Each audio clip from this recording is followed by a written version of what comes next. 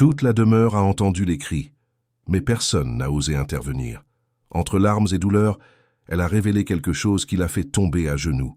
Le test qu'il avait planifié est devenu sa plus grande condamnation, et la femme qui l'avait humilié allait devenir sa rédemption. Chapitre 1.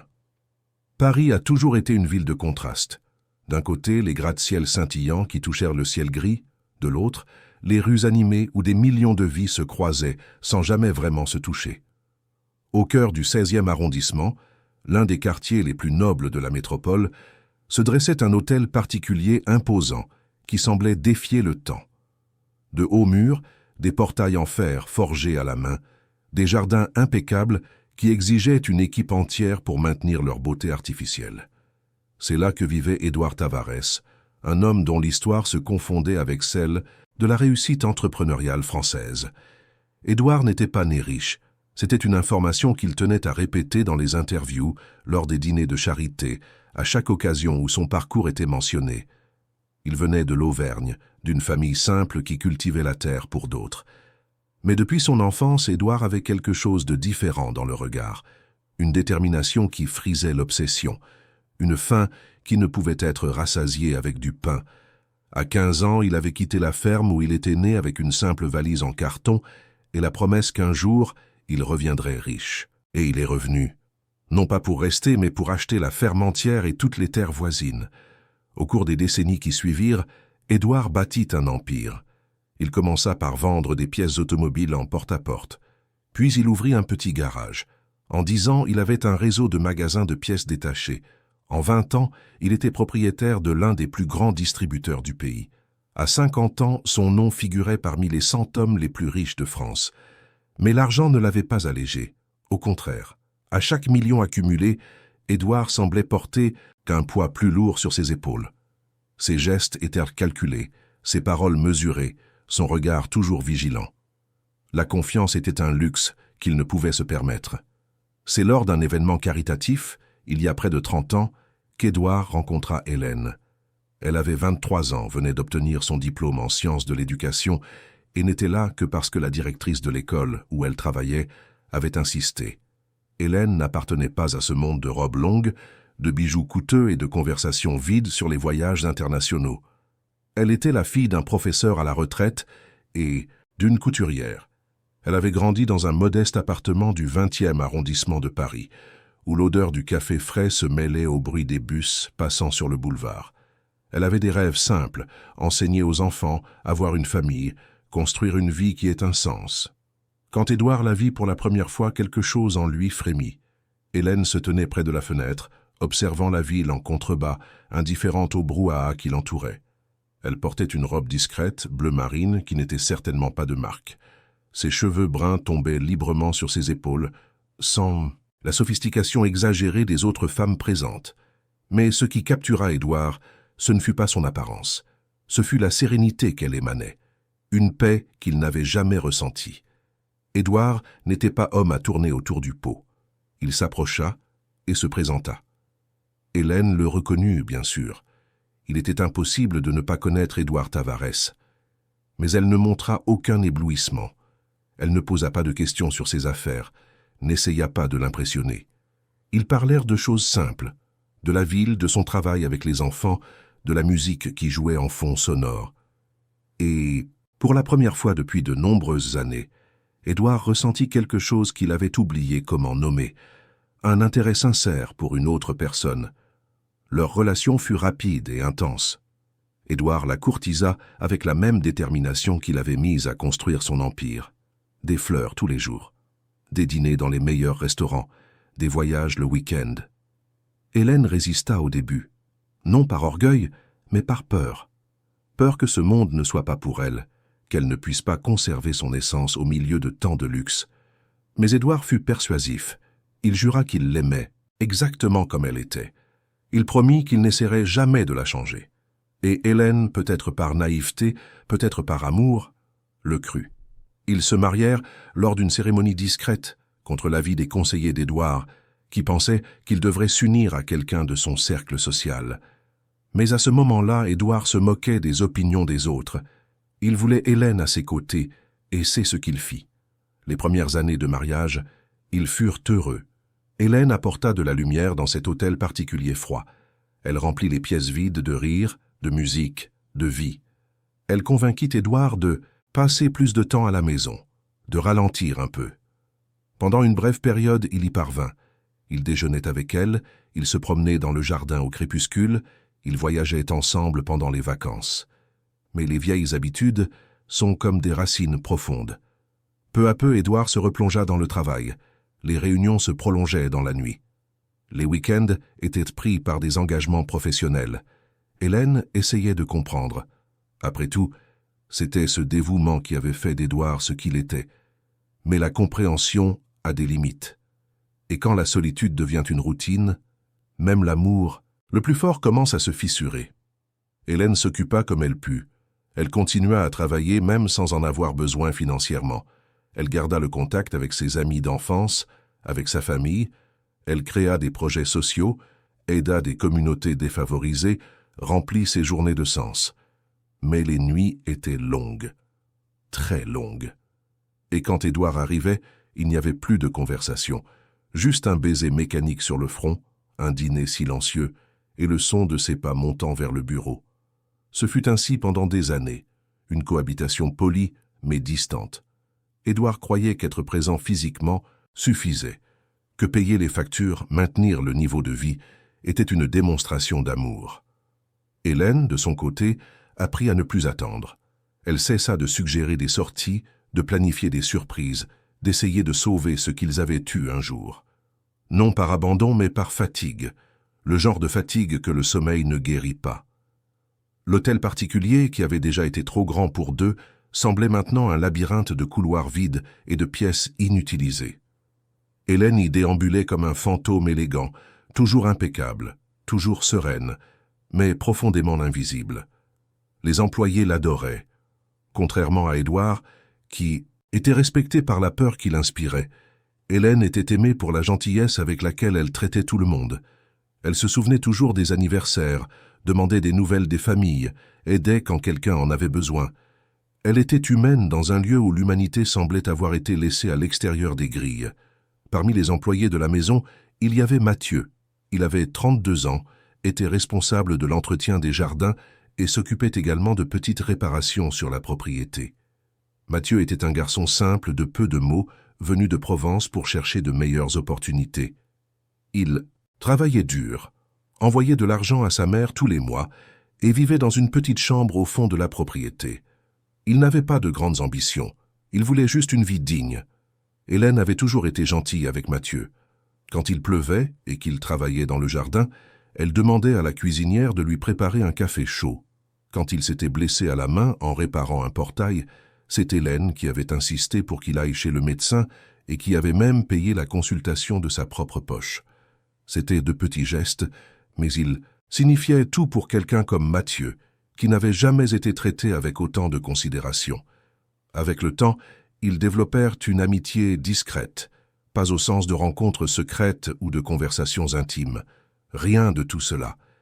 Mais il y avait un respect mutuel, une complicité silencieuse entre deux personnes qui, bien que venant de mondes différents, partageaient le sentiment de ne pas appartenir complètement à cet endroit. Mathieu voyait en Hélène une patronne différente, une femme bonne dans un univers de froideur. Hélène voyait en Mathieu quelqu'un qui conservait encore la simplicité et la gratitude, des valeurs qu'elle craignait d'avoir perdues au fil des ans. Édouard ne prêta jamais attention à Mathieu. Pour lui, les employés faisaient partie de la structure de la maison, comme les meubles ou les œuvres d'art, nécessaires mais pas dignes d'attention. Jusqu'à ce qu'un jour, lors d'un dîner d'affaires à l'hôtel particulier, l'un des invités fasse un commentaire désinvolte, un commentaire qui allait planter la graine de la destruction. C'était Richard Mendes, un entrepreneur du secteur immobilier avec qui Édouard entretenait des partenariats depuis des années. Homme d'âge mûr, il connaissait Édouard depuis l'époque où il construisait encore son empire. Richard avait la fâcheuse habitude de faire des blagues à des moments inappropriés. Ce soir-là, après quelques verres de whisky, alors que les hommes discutaient dans le salon et qu'Hélène était dans la cuisine pour superviser le dessert, Richard éclata d'un rire sonore. « Tu as de la chance, Édouard, dit-il, la voix légèrement pâteuse à cause de l'alcool. Tu as tout, l'argent, le pouvoir et une femme magnifique, qui, en plus, est gentille avec tout le monde, même avec le jardinier, hein? Il fit une pause intentionnelle, comme quelqu'un qui attend une réaction. L'autre jour, je suis passé et elle était là, dans le jardin, en train de discuter avec ce garçon. On aurait dit une scène de roman, madame et son employé. Les autres hommes rirent, pensant que ce n'était qu'une des provocations habituelles de Richard. Mais Édouard ne rit pas. Sa mâchoire se crispa. Ses doigts serrèrent le verre de whisky avec une force telle que ses jointures blanchirent. Il ne dit rien sur le moment. Ce n'était pas un homme à faire des scènes. Mais quelque chose en lui se brisa. Une fissure fine, presque imperceptible, mais qui allait commencer à s'étendre comme une toile d'araignée sur un verre brisé. Après le départ des invités, Édouard monta dans la chambre. Hélène était déjà couchée, lisant un livre. Il entra et resta debout sur le seuil, l'observant. Un instant, elle leva les yeux et sourit, un sourire fatigué, mais sincère. « Bonne nuit, dit-elle. »« Le dîner s'est bien passé ?» Édouard hocha simplement la tête, sans répondre. Il se changea et se coucha de l'autre côté du lit, le dos tourné vers elle. Hélène soupira doucement et retourna à son livre. Encore une nuit de silence. Mais dans l'esprit d'Édouard, le silence avait été remplacé par un bourdonnement constant. Les mots de Richard résonnaient. Madame et son employé.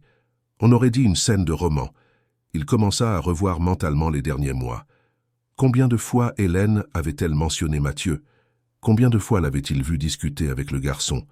Y avait-il quelque chose qu'il n'avait pas remarqué?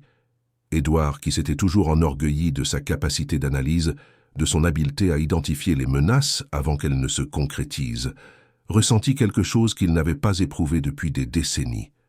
L'insécurité. Les jours suivants, il se mit à observer. Discrètement, mais avec une attention obsessionnelle. Il remarqua qu'Hélène discutait effectivement avec Mathieu. Rien d'extraordinaire. Des commentaires sur le jardin, sur le temps, sur les réparations nécessaires dans la maison. Mais pour un homme dont la confiance était déjà ébranlée, même le plus innocent des dialogues semblait suspect. Édouard commença à rentrer plus tôt à la maison, sans prévenir. Il inventait des prétextes pour passer près du jardin. Il observait depuis la fenêtre de son bureau. Hélène perçut le changement. Édouard était plus présent, mais pas de la manière qu'elle avait toujours souhaité. Il y avait quelque chose de troublant dans sa présence. Un regard qui n'était pas d'affection, mais de surveillance. Elle tenta de discuter. Elle lui demanda si tout allait bien, s'il y avait un problème dans ses affaires. Édouard répondait de manière vague, évasive. « Juste de la fatigue », disait-il. Mais Hélène connaissait cet homme depuis près de 30 ans. Elle savait quand quelque chose le contrariait. Ce qu'elle ne savait pas, c'était l'étendue de ce qui se formait dans son esprit. Édouard, mu par un mélange toxique d'orgueil blessé et d'insécurité, commença à construire un récit dans sa propre tête. Peut-être qu'Hélène était fatiguée de lui. Peut-être cherchait-elle chez Mathieu l'attention qu'il ne lui donnait pas. Peut-être que ces conversations innocentes n'étaient que la partie émergée de quelque chose de plus grand. Il n'y avait aucune preuve, aucune évidence. Mais pour un homme habitué à tout contrôler, la simple possibilité d'être trompé était intolérable. Édouard commença à s'éloigner encore plus, non par désintérêt, mais par une stratégie de protection déformée. Si elle le trahissait émotionnellement, alors il ne se permettrait pas d'être vulnérable. Il cessa de dîner à la maison. Il recommença à voyager fréquemment, répondant par monosyllabes quand Hélène essayait de converser. Et plus il s'éloignait, plus elle se repliait sur elle-même. Un cercle vicieux qui s'alimentait du manque de communication. C'est lors d'un de ces voyages d'Édouard qu'Hélène, dans un moment de profonde solitude, fit quelque chose qu'elle n'aurait jamais imaginé faire. Elle appela sa meilleure amie, Béatrice, et pour la première fois depuis des années, elle pleura. Elle s'effondra. Elle parla de la distance, du vide, du sentiment d'être invisible dans sa propre maison. Béatrice, qui connaissait Hélène depuis l'adolescence, fut furieuse.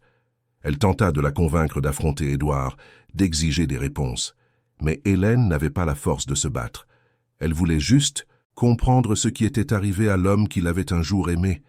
Quand Édouard revint de ce voyage, il apporta un cadeau, un bracelet en diamant très cher. Hélène remercia poliment, mais tous deux savaient que cela ne signifiait rien. C'était la façon d'Édouard de montrer son attention sans avoir besoin d'être émotionnellement présent. Hélène rangea le bracelet dans un tiroir et ne le porta jamais. Les semaines se transformèrent en mois. La tension silencieuse entre eux était palpable. Les employés de la maison le sentaient, bien que personne n'osât commenter. Mathieu, qui se trouvait par hasard au centre de tout cela sans même le savoir, commença à éviter Hélène. Non pas parce qu'il avait fait quelque chose de mal, mais parce qu'il sentait que sa présence provoquait une sorte de malaise. Et il avait raison. Édouard l'observait avec une haine contenue qui n'avait aucun sens. Une haine non pas pour ce que Mathieu avait fait, mais pour ce qu'Édouard imaginait qu'il pouvait représenter. Un après-midi, Édouard convoqua Mathieu dans son bureau. Le jeune homme entra, nerveux, pensant qu'il allait être renvoyé. Édouard le fixa longuement, en silence, comme s'il essayait de déchiffrer un secret caché. Finalement, il demanda, d'une voix froide et contrôlée, « Vous parlez à ma femme ?» Mathieu déglutit. « Seulement quand c'est nécessaire, monsieur, à propos du travail dans le jardin. » Édouard ne détourna pas le regard. « Seulement à propos du travail ?»« Oui, monsieur, » répondit Mathieu, confus et effrayé. Édouard le congédia d'un geste de la main, mais la conversation laissa clairement entendre que quelque chose n'allait pas du tout. Ce soir-là, Hélène trouva Édouard dans le bureau. Il était penché sur la table, regardant des documents qu'il ne semblait pas vraiment lire. Elle frappa doucement à la porte. « Je peux entrer ?» Il fit un signe affirmatif, mais ne leva pas les yeux. Hélène entra et s'assit sur la chaise en face du bureau. « Il faut qu'on parle, Édouard. » Il la regarda enfin. « De quoi ?» Sa voix était neutre, mais son regard était distant. « De nous, » répondit Hélène, la voix tremblant légèrement. « De ce qui se passe entre nous. » Édouard s'adossa à sa chaise, croisant les bras. « Il ne se passe rien, nous vivons simplement nos vies. » Hélène sentit les larmes menacées de couler, mais les retint. « Ce n'est pas une vie, Édouard, c'est juste exister. » Il ne répondit pas. Il continua simplement à la regarder avec cette expression impénétrable qu'il avait perfectionnée au fil des ans. Hélène attendit. Elle attendit un mot, un geste, le moindre signe qu'il y avait encore quelque chose entre eux. Mais le silence fut la seule réponse qu'elle reçut. Elle se leva, vaincue. Avant de sortir, elle se retourna une dernière fois. « Je ne t'ai jamais trompé, Édouard. Jamais, si c'est ce que tu penses. » Il haussa un sourcil, mais ne dit rien. Hélène ferma la porte derrière elle et marcha lentement jusqu'à la chambre. Ses mains tremblaient. Quelque chose en elle avait changé cette nuit-là. Une décision qui n'avait pas encore de forme, mais qui commençait à se solidifier. Édouard resta seul dans le bureau pendant des heures. Les paroles d'Hélène résonnaient. « Je ne t'ai jamais trompé. » Mais comment pouvait-il en être sûr? Comment pouvait-on être sûr de quoi que ce soit en ce monde? Il avait bâti un empire basé sur des contrats, des garanties, des clauses qui protégeaient ses intérêts. Mais le mariage n'avait pas de clause. L'amour n'avait pas de garantie. Et ce manque de contrôle le terrifiait plus que n'importe quel risque financier. C'est cette nuit-là qu'Édouard prit la décision qui scellerait leur destin à tous les deux. S'il ne pouvait pas se fier aux mots, il devrait créer une situation qui révélerait la vérité. Un test. Quelque chose qui forcerait Hélène à montrer qui elle était vraiment. L'idée était tordue, cruelle dans son essence, mais l'esprit d'Édouard était déjà déformé par la méfiance. Il passerait les jours suivants à planifier méticuleusement. Il ne savait pas encore que, de l'autre côté de cette équation silencieuse, Hélène avait elle aussi commencé à élaborer ses propres plans.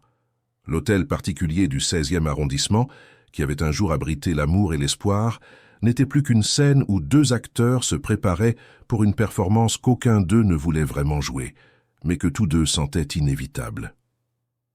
Chapitre 2. Les jours qui suivirent furent marqués par une tension qui semblait avoir sa propre vie.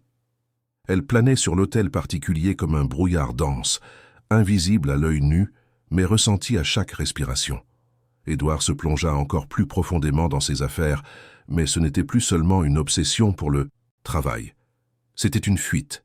Chaque réunion, chaque contrat, chaque voyage était une façon de ne pas affronter ce qui fermentait en lui. La méfiance s'était installée comme un invité indésirable qui refusait de partir. Hélène, de son côté, continuait sa routine avec la discipline de quelqu'un qui apprend à survivre en terrain hostile.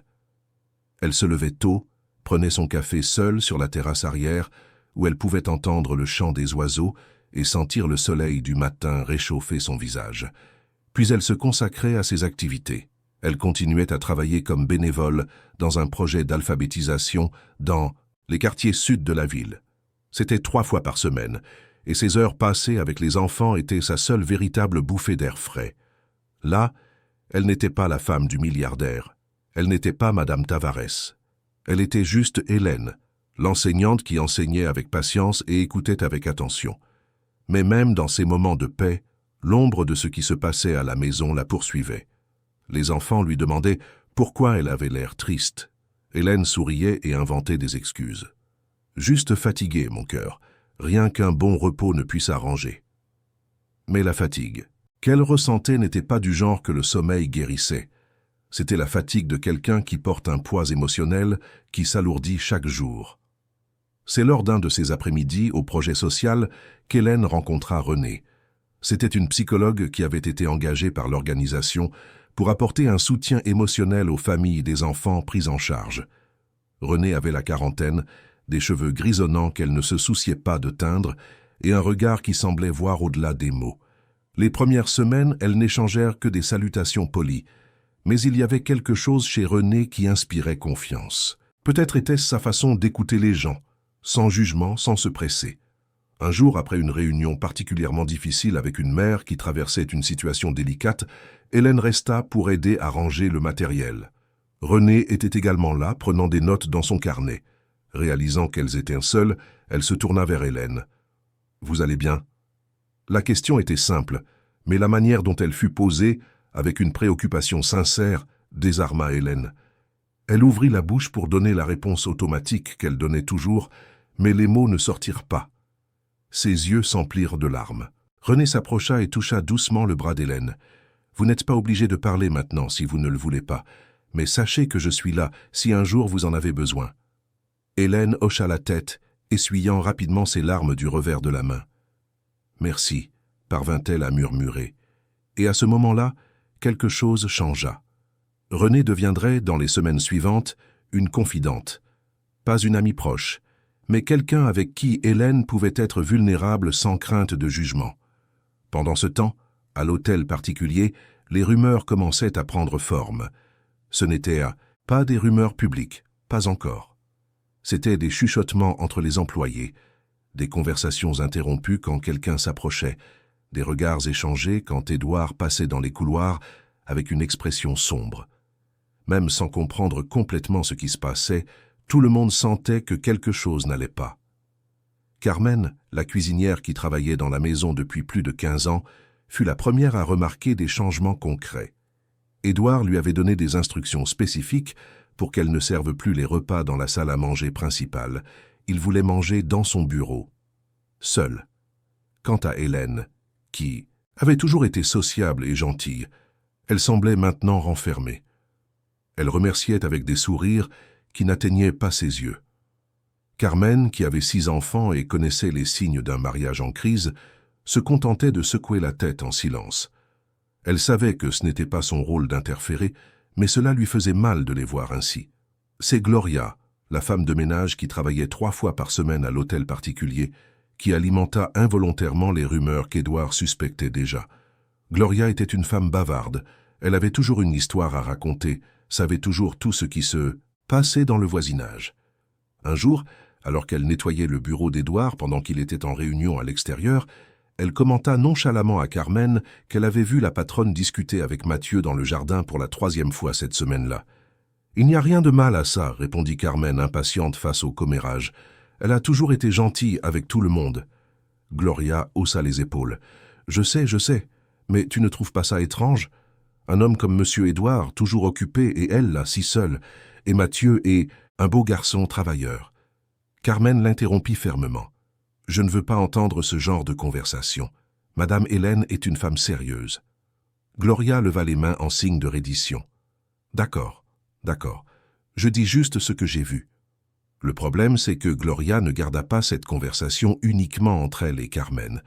Les jours suivants, elle en parla à Monsieur Antoine, le chauffeur à la retraite qui venait encore de temps en temps à l'hôtel particulier pour aider à réparer la voiture d'Édouard. Elle en parla à Denise, la femme de chambre qui venait le samedi. Et comme tout commérage, les mots se déformèrent, prirent du poids et des insinuations qui n'existaient pas à l'origine. Quand ils parvinrent aux oreilles d'Édouard, ils s'étaient déjà transformés en quelque chose de bien plus sombre. Édouard entendit par hasard. Il était dans le couloir menant au garage quand il perçut des voix. Il reconnut la voix de Gloria et celle de Denise. Elle parlait à voix basse, mais pas assez basse. « On dit qu'elle passe beaucoup de temps avec ce jardinier », disait Gloria. « Je ne sais pas ce que le patron en pense. Si c'était moi, je garderais un œil sur elle. » Édouard sentit son sang bouillir. Il continua à marcher comme s'il n'avait rien entendu, mais chaque mot s'était planté dans son esprit, comme des épines. À partir de ce moment, Édouard prit une décision qui s'avérerait fatale pour ce qui restait de son mariage. Il décida de documenter. Il commença à prêter une attention obsessionnelle aux horaires d'Hélène. Il notait quand elle sortait, quand elle rentrait, avec qui elle parlait. Il se mit à vérifier discrètement son téléphone portable quand elle était sous la douche. Il ne trouva rien. Ni messages suspects, ni appels étranges. Mais l'absence de preuves ne le calmait pas. Elle ne faisait que le convaincre qu'Hélène était prudente. C'est alors qu'Édouard fit quelque chose qu'il n'aurait jamais imaginé faire. Il engagea un détective privé.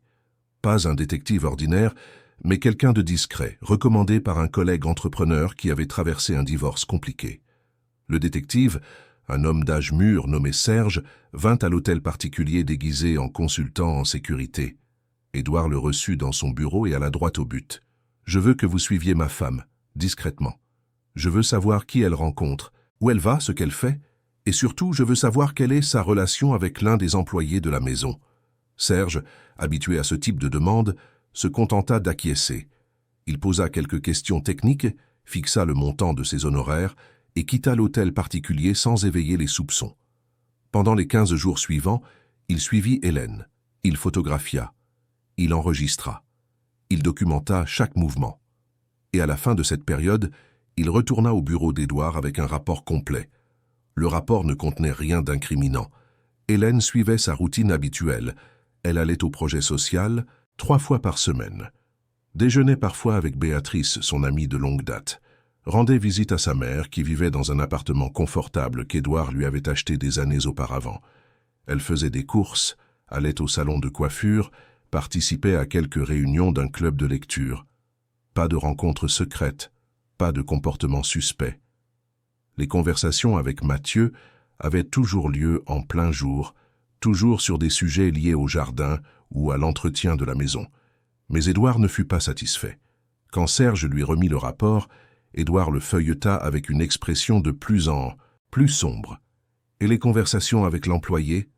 Serge prit une profonde inspiration. « Monsieur Tavares, il n'y a absolument rien d'inapproprié dans les interactions entre votre femme et le jardinier. Ce sont des conversations brèves, toujours professionnelles. » Édouard frappa le rapport sur la table. « Alors pourquoi tout le monde dans la maison en parle ?» Serge choisit ses mots avec soin. « Avec tout le respect que je vous dois, monsieur, les rumeurs ne sont pas toujours fondées. Parfois, les gens interprètent mal des situations innocentes. » Édouard congédia Serge, mais ne parvenait pas à laisser tomber l'affaire. L'absence de preuves ne le convainquait pas. Dans son esprit déformé par la méfiance, cela signifiait seulement qu'Hélène était trop intelligente pour se faire prendre. Il commença à élaborer un plan. S'il ne pouvait pas obtenir de preuves de ce qu'il suspectait, alors il créerait une situation qui forcerait la vérité à apparaître. Un test, mais pas n'importe quel test. Quelque chose qui révélerait non seulement les actions, mais les intentions. Quelque chose qui montrerait le vrai caractère d'Hélène. Pendant qu'Édouard planifiait en secret, Hélène prenait ses propres décisions. Après une autre conversation avec Renée, la psychologue du projet social, elle commença à voir sa situation plus clairement. Renée ne disait jamais à Hélène quoi faire. Elle posait simplement des questions qui la poussaient à réfléchir. « Avez-vous déjà parlé ouvertement avec votre mari de ce que vous ressentez ?»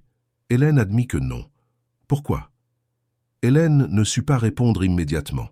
Peut-être parce qu'elle avait peur de la réponse qu'elle recevrait, ou peut-être parce que, au fond, elle savait déjà quelle serait cette réponse. Hélène commença à réaliser qu'elle vivait dans une prison invisible. Elle n'était pas prisonnière d'Édouard, mais de son propre espoir. L'espoir qu'un jour il redeviendrait l'homme qu'il avait été, que la distance entre eux était temporaire, que l'amour qu'ils avaient un jour partagé existait encore quelque part, simplement endormi. Mais combien de temps peut-on vivre d'espoir? Combien de temps peut-on attendre quelqu'un qui n'est plus vraiment présent? Ce fut un mardi soir, après un autre dîner solitaire, Hélène dans sa chambre, Édouard dans son bureau, qu'Hélène prit une décision. Elle prit un nouveau cahier à couverture rigide bleue et commença à écrire. Ce n'était pas un journal intime au sens traditionnel du terme, c'était un registre. Elle nota la date et commença à documenter sa routine, ses sentiments, les absences d'Édouard, les silences qui remplissèrent la maison. Elle ne savait pas exactement pourquoi elle faisait cela. Peut-être était-ce une façon de donner un sens au chaos qu'elle ressentait. Ou peut-être, à un niveau subconscient, se préparait-elle à ce qui allait arriver. Cette même semaine, Hélène fit autre chose qu'elle n'aurait jamais imaginé faire. Elle consulta un avocat. Pas n'importe quel avocat, mais l'avocat même de la famille Tabaret. Maître Marcel Costa était un homme d'une 60aine d'années, associé de l'un des cabinets les plus respectés de Paris. Il connaissait Édouard depuis plus de 20 ans, s'occupait de toutes ses affaires juridiques. Mais il connaissait aussi Hélène, et au fil des ans, il avait développé un respect sincère pour elle. Quand Hélène appela pour prendre rendez-vous, Marcel fut surpris. Elle n'avait jamais eu recours à ses services directement. Ils se donnèrent rendez-vous un jeudi après-midi dans son bureau de l'avenue des Champs-Élysées. Hélène arriva ponctuellement, vêtue de manière discrète mais élégante. Marcel la reçut dans son bureau privé et lui offrit un café. Après que la secrétaire fut sortie et eut fermé la porte, il s'assit en face d'Hélène et attendit. Hélène n'y alla pas par 4 chemins. « Maître Costa, j'ai besoin de connaître mes droits, au cas où je déciderais de me séparer. » Les mots sortirent avec plus de fermeté qu'elle ne l'escomptait. Marcel ne montra aucune surprise. Il avait vu de nombreux mariages s'effondrer au cours de sa carrière. Il posa quelques questions pratiques, sur les biens, sur le régime matrimonial, la communauté réduite aux acquêts, sur la durée de leur union. Hélène répondit à tout calmement. « Je ne dis pas que je vais me séparer, » expliqua-t-elle. « Je veux juste comprendre ma situation, au cas où ce serait nécessaire. » Marcel fut honnête avec elle. Il expliqua que, compte tenu de la durée du mariage et du régime choisi à l'époque, Hélène aurait droit à la moitié des biens acquis pendant le mariage. C'était une somme substantielle, bien qu'Hélène ne s'en soit jamais souciée. Marcel l'avertit également des défis. « Édouard n'est pas un homme qui gère bien les pertes, » dit-il, choisissant ses mots avec soin. « Si on en arrive là, ce sera un processus difficile. » Hélène acquiesça. « Je sais, c'est pour cela que je suis venu vous voir en premier. Je voulais comprendre avant de prendre toute décision. » Avant qu'elle ne parte, Marcel lui posa une question qui la surprit. « Puis-je vous donner un conseil? Non pas en tant qu'avocat, mais en tant que quelqu'un qui vous connaît tous les deux depuis longtemps. » Hélène accepta. « Essayez de parler. Vraiment. Sans masque, sans orgueil. Parfois, les gens se perdent parce qu'ils arrêtent de communiquer. Et quand la communication s'arrête, tout le reste s'effondre. » Hélène remercia et quitta le bureau avec beaucoup de choses en tête. Mais, pendant qu'Hélène cherchait à clarifier son avenir, Édouard s'enfonçait encore plus profondément dans son obsession. Il commença à faire des changements dans la maison, de petites choses qui n'éveilleraient pas de soupçons immédiats. Il demanda à l'équipe de sécurité de vérifier toutes les caméras de la propriété. Officiellement, c'était pour des raisons de sécurité, mais son intention réelle était d'avoir accès à tous les enregistrements. Il voulait pouvoir revoir chaque mouvement, chaque interaction, chaque seconde de ce qui se passait dans cette maison. Les caméras avaient été installées des années auparavant, après un cambriolage dans un hôtel particulier voisin. Elles couvraient toute la partie extérieure de la propriété, le garage, les entrées, et quelques couloirs intérieurs. Mais pas les chambres ni les salles de bain, bien sûr. Édouard passa des nuits à visionner les anciens enregistrements. Il cherchait quelque chose, n'importe quoi qui confirmerait ses soupçons. Et bien qu'il ne trouvât rien de compromettant, chaque conversation innocente entre Hélène et Mathieu était interprétée à travers le prisme déformé de sa méfiance. Mathieu, qui continuait à faire son travail avec dévouement, commença à sentir la pression. Édouard l'observait constamment. Il posait des questions apparemment anodines sur le jardin, mais qui semblaient chargées d'insinuations. Mathieu était confus et effrayé. Il en parla à Carmen. « Je crois que je vais être renvoyé, » dit-il, la voix inquiète. « Je ne sais pas ce que j'ai fait de mal. » Carmen, qui était déjà fatiguée de toute cette situation, fut directe avec lui. Tu n'as rien fait de mal, Mathieu. Mais il vaudrait mieux que tu gardes tes distances. Ne parle pas trop à qui que ce soit pour le moment. Fais juste ton travail et rentre chez toi. Mathieu accepta, sans tout à fait comprendre, mais en se fiant à son conseil. Le retrait de Mathieu aurait dû calmer Édouard, mais il eut l'effet contraire. Pour lui, c'était une preuve supplémentaire de culpabilité. Pourquoi le garçon s'éloignait-il soudainement? Évidemment parce qu'il savait qu'il était observé. L'esprit d'Édouard créait des récits là où il n'y en avait aucun. C'était un cercle vicieux de paranoïa s'auto-alimentant. Ce fut un samedi soir que tout commença à s'accélérer vers l'inévitable. Édouard était dans son bureau comme d'habitude quand Hélène frappa à la porte. Elle entra sans attendre de réponse, ce qui était inhabituel.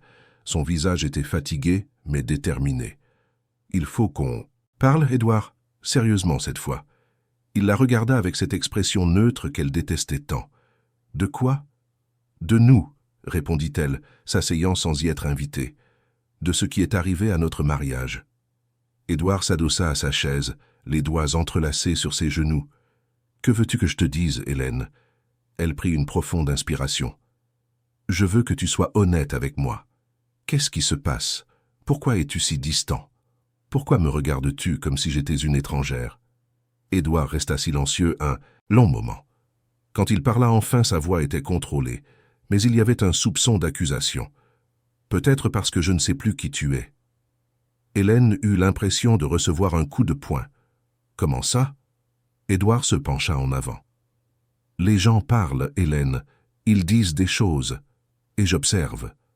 Je t'observe parler avec les employés, leur sourire d'une manière dont tu ne m'as plus souri depuis des années. » Hélène sentit la colère monter. « De quoi m'accuses-tu exactement? Dis-le. » Édouard ne répondit pas directement. Il la regarda simplement avec ce regard froid qu'elle ne reconnaissait plus. « Je veux juste être sûr que je peux encore te faire confiance. » Hélène se leva, les mains tremblantes. « 30 ans, Édouard. 30 ans à tes côtés. Et tu doutes de moi maintenant? À cause de commérages? À cause de conversations polies avec des gens qui travaillent dans notre maison? » Il se leva aussi. « Il ne s'agit pas des conversations, Hélène. Il s'agit de respect, de loyauté, d'être sûr que ce que nous avons construit ensemble signifie encore quelque chose pour toi. »« Ça signifie quelque chose, » répondit Hélène, la voix brisée. « Ça a toujours signifié quelque chose, mais je ne peux pas vivre comme ça. Je ne peux pas vivre en étant surveillé, jugé, traité comme si j'étais coupable de quelque chose que je n'ai jamais fait. » Édouard ne répondit pas. Il continua simplement à la regarder avec cette expression impénétrable. Hélène attendit un moment, espérant qu'il dirait quelque chose, n'importe quoi qui indiquerait qu'il y avait encore une chance de sauver ce qu'ils avaient. Mais le silence fut assourdissant. Hélène quitta le bureau le cœur brisé. Elle monta dans sa chambre et pour la première fois depuis des années, ferma la porte à clé. Elle s'assit sur le lit et pleura. Elle pleura la perte de l'homme qu'elle avait aimé. Elle pleura les années qu'elle avait données à un mariage qui n'existait plus. Elle pleura la solitude qu'elle ressentait même dans une maison pleine de pièces. Et quand les larmes séchèrent enfin, quelque chose en elle changea définitivement. Elle ouvrit le tiroir de sa table de chevet et prit le cahier bleu. Elle commença à écrire. Elle écrivit sur cette conversation, sur les accusations voilées, sur le « Regarde, Édouard ». Elle écrivit sur ce qu'elle ressentait. Et pour la première fois, elle écrivit sur ce qu'elle prévoyait de faire. Ce n'était pas encore un plan complet, juste le début d'une idée. Mais c'était un début. Édouard, de l'autre côté de la maison, prenait également des décisions. Il avait décidé que les mots ne suffisaient pas. Il lui fallait une preuve concrète. Et s'il ne parvenait pas à la trouver, il créerait une situation qui révélerait la vérité. Il commença à élaborer son plan cette nuit-là même. Un plan qui, dans son esprit déformé, avait tout son sens, mais qui, en réalité, serait le dernier clou dans le cercueil d'un mariage qui était depuis longtemps sur son lit de mort. L'hôtel particulier, majestueux et silencieux, abritait désormais 2 cœurs brisés qui avaient oublié comment se parler. 2 plans élaborés séparément. Et un destin qui approchait inévitablement, comme une tempête dont tous avaient ignoré les signes jusqu'à ce qu'il soit trop tard. Chapitre 3. Le printemps était arrivé à Paris, apportant avec lui cette lumière dorée typique de la fin d'après-midi qui rendait la ville moins dure. Les cerisiers du Japon fleurissaient dans les rues, peignant les trottoirs de rose. C'était une saison de renaissance, mais à l'intérieur de l'hôtel particulier du 16e, quelque chose mourait lentement, jour après jour, silence après silence. Édouard avait choisi un vendredi pour exécuter son plan. Ce n'était pas un choix anodin. Il savait que ce jour-là, Hélène n'aurait pas ses engagements habituels au projet social, que les employés partiraient plus tôt, qu'il serait complètement seul dans la maison. C'était le scénario parfait pour ce qu'il prévoyait de faire. Une soirée où il aurait enfin les réponses qu'il cherchait. Pendant la semaine, Édouard se prépara méticuleusement. Il envoya Carmen prendre un congé prolongé, chose rare justifiant qu'elle méritait de se reposer. Il libéra les autres employés plus tôt, disant que lui et Hélène avaient besoin d'intimité pour régler des affaires personnelles. Il s'assura que les caméras de sécurité fonctionnaient parfaitement. Chaque détail fut calculé avec la même précision qu'il mettait à diriger ses affaires. Hélène perçut que quelque chose était différent. Édouard était à la maison à l'heure du dîner, ce qui n'était pas arrivé depuis des mois. Il y avait une tension dans l'air qu'elle ne parvenait pas à déchiffrer. Quand elle descendit au salon vers 19h, elle trouva Édouard assis dans l'un des fauteuils fixant la cheminée éteinte. Il portait un pantalon de ville et une chemise, mais il semblait différent. Plus tendu, plus sombre. « Bonsoir », dit-elle, essayant de garder une voix normale. Édouard tourna lentement le visage dans sa direction. « Il faut qu'on parle », dit-il, et il y avait quelque chose de définitif dans ce ton. Hélène sentit un frisson lui parcourir l'échine. « Assieds-toi ». Elle obéit, choisissant le fauteuil le plus éloigné. Le silence entre eux était dense. Finalement, Édouard parla. « J'ai fait quelque chose que tu n'approuveras peut-être pas. Mais j'ai besoin de réponse, Hélène. J'ai besoin de connaître la vérité. » Elle le fixa confuse. « La vérité sur quoi ?» Édouard se leva et se dirigea vers la fenêtre. « Ces derniers mois, je t'ai observé. J'ai prêté attention à chaque mouvement, à chaque conversation, à chaque sortie. » Hélène sentit la colère commencer à bouillir. « Tu m'as espionné ?» Édouard se retourna. « J'ai protégé mes intérêts, comme je l'ai toujours fait. » Elle se leva aussi, les mains tremblantes. « Tes intérêts ? Je suis ta femme, Édouard. Pas une de tes entreprises. » Il ignora la remarque. « Ce soir, dit-il en s'approchant d'elle, je vais te poser quelques questions, et je veux des réponses honnêtes, sans détour, sans demi-vérité. » Hélène croisa les bras. « J'ai toujours été honnête avec toi, toujours. » Mais Édouard ne semblait pas écouter. Il se rendit au bureau adjacent au salon et revint en portant une boîte en bois. C'était une boîte ancienne, sculptée à la main, qu'Hélène reconnut. Édouard la gardait depuis des années, toujours enfermée dans un tiroir de son bureau personnel. Il posa la boîte sur la table basse avec un son qui sembla résonner dans la pièce vide. « Tu sais ce qu'il y a là-dedans » Hélène secoua la tête négativement, bien qu'une partie d'elle sût qu'elle ne voulait pas le découvrir. Édouard ouvrit la boîte lentement, presque rituellement. À l'intérieur, Hélène vit des lettres. Ces lettres, celles qu'elle avait écrites à Édouard dans les premières années de leur mariage, quand ils voyageaient beaucoup. Des lettres pleines d'amour, de manque, d'espoir. Des lettres auxquelles il n'avait jamais répondu, mais qu'il avait apparemment gardées. En plus des lettres, il y avait des photographies, des photos de leur mariage, des photos de voyages qu'ils avaient fait ensemble les premières années. Mais toutes étaient déchirées en deux, les séparant soigneusement. Édouard d'un côté, Hélène de l'autre. Le symbolisme était cruel et délibéré. Au fond de la boîte, il y avait quelque chose qui fit accélérer le cœur d'Hélène. L'alliance qu'elle lui avait donnée, brisée en deux, une coupe nette et précise, faite intentionnellement. Hélène sentit les larmes lui brûler les yeux, mais refusa de les laisser couler. « Qu'est-ce que c'est, Édouard ?» Il referma la boîte. « C'est un inventaire de tout ce que nous avons construit ensemble et de tout ce qui a été perdu. Et aujourd'hui, tu vas m'expliquer pourquoi. Pourquoi nous en sommes arrivés là? Pourquoi tu m'as trahi ?» Hélène fit un pas en avant, la voix tremblante d'indignation. « Je ne t'ai jamais trahi. Jamais. Comment peux-tu croire que je ferais ça ?» Édouard la fixa froidement. « Alors explique-moi les conversations avec le jardinier. Explique-moi pourquoi les employés parlent de vous. Explique-moi pourquoi tu lui souris d'une manière dont tu ne me souris plus depuis des années. » Hélène eut l'impression que le sol se dérobait sous ses pieds. « C'est ridicule. Je parle à Mathieu du jardin des réparations dans la maison. Ce sont des conversations de 30 secondes. Et quant à sourire, Édouard, comment veux-tu que je te sourie si tu me regardes à peine depuis des mois? Mais Édouard n'était pas intéressé par l'écoute. Il était intéressé par la confirmation de ce qu'il croyait déjà. « Ce soir, dit-il, nous allons régler ça une bonne fois pour toutes. Tu vas me dire la vérité sur ta relation avec cet homme. Tu vas me dire si tu m'aimes encore ou si tout ça. » Il fit un geste vers le salon, la maison, tout ce qui les entourait, n'est qu'une farce commode. Hélène sentit quelque chose se briser en elle. Ce n'était plus de la douleur. C'était un mélange de colère, d'indignation et, étrangement, d'une clarté qu'elle n'avait pas ressentie depuis longtemps. Elle regarda Édouard, cet homme qu'elle avait un jour aimé, et vit un étranger. « Tu veux savoir la vérité ?»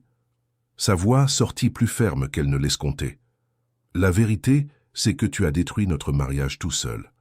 Avec ton obsession, ta méfiance, ton incapacité à voir que j'ai toujours été là, à tes côtés, essayant de faire en sorte que ça marche. » Édouard serra la mâchoire. « N'essaie pas d'inverser la situation. Ce n'est pas moi qui suis accusé ici. » Hélène eut un rire amer. « Non? Alors pourquoi est-ce que je me sens comme une criminelle dans ma propre maison? Pourquoi dois-je justifier chaque conversation, chaque sourire, chaque mouvement ?» Édouard s'approcha d'elle, et pour la première fois, Hélène ressentit quelque chose qu'elle n'avait jamais ressenti près de lui. La peur. Pas une peur physique, mais la peur de ce qu'il était capable de faire émotionnellement. « Assieds-toi, ordonna-t-il en désignant le canapé. Hélène hésita, mais obéit. Elle se sentit ridicule, assise là comme une élève se faisant réprimander. Édouard resta debout, dominant l'espace, et commença à poser des questions. Des questions détaillées sur ses journées, sur ses conversations avec Mathieu, sur chaque interaction qu'il avait documentée dans son esprit déformé. Hélène répondit à chacune d'elles avec une patience qu'elle ne savait pas posséder encore. Mais à chaque réponse, il devenait plus clair que rien de ce qu'elle dirait ne ferait de différence. Édouard ne voulait pas de réponse. Il voulait une confession de quelque chose qui n'était jamais arrivé. Et quand il réalisa qu'il n'obtiendrait pas cette confession par des questions, il changea de tactique. Il commença à lui montrer les preuves qu'il avait recueillies. Il imprima des images des caméras de sécurité montrant Hélène discutant avec Mathieu. Des images complètement innocentes qu'il interprétait comme suspectes. Il montra des rapports d'horaires, de mouvements, tout documenté avec l'obsession de quelqu'un qui avait perdu le sens de la réalité. Hélène regardait tout cela avec un mélange d'horreur et de tristesse. « C'est l'homme à qui j'ai confié ma vie, » pensa-t-elle. « C'est l'homme qui a juré de m'aimer et de me protéger. Et maintenant, il me traite comme une suspecte dans un procès où il n'y a pas de jury, seulement un juge qui a déjà décidé de mon sort. » Quand Édouard termina sa présentation de preuves, il la regarda en attendant une réaction. Hélène secoua simplement la tête. « Tu es malade, Édouard. Pas physiquement, mais émotionnellement. Tu as besoin d'aide. » Il réagit comme s'il avait été giflé. « J'ai besoin d'aide? Ce n'est pas moi qui mens ici. » Hélène se leva, décidée à ne pas continuer ce théâtre. « Absurde. Je ne participerai plus à ça. Je ne me soumettrai pas à cet interrogatoire ridicule. » Elle fit mine de quitter la pièce, mais Édouard lui bloqua le chemin. « Nous n'avons pas encore terminé. » C'est à ce moment que quelque chose changea dans l'expression d'Hélène. Les larmes qui menacèrent de couler séchèrent, la peur se transforma en quelque chose de différent, en un calme étrange, presque troublant. Elle regarda Édouard dans les yeux et dit, d'une voix qui semblait venir de quelqu'un qu'elle ne connaissait pas, « Tu veux savoir la vérité, Édouard ? » La vérité, c'est que je savais que ça allait arriver. Édouard fronça les sourcils, confus. « De quoi parles-tu » Hélène recula de quelques pas, créant une distance entre eux. « Je savais que tu préparais quelque chose. Ces dernières semaines, je t'ai observé.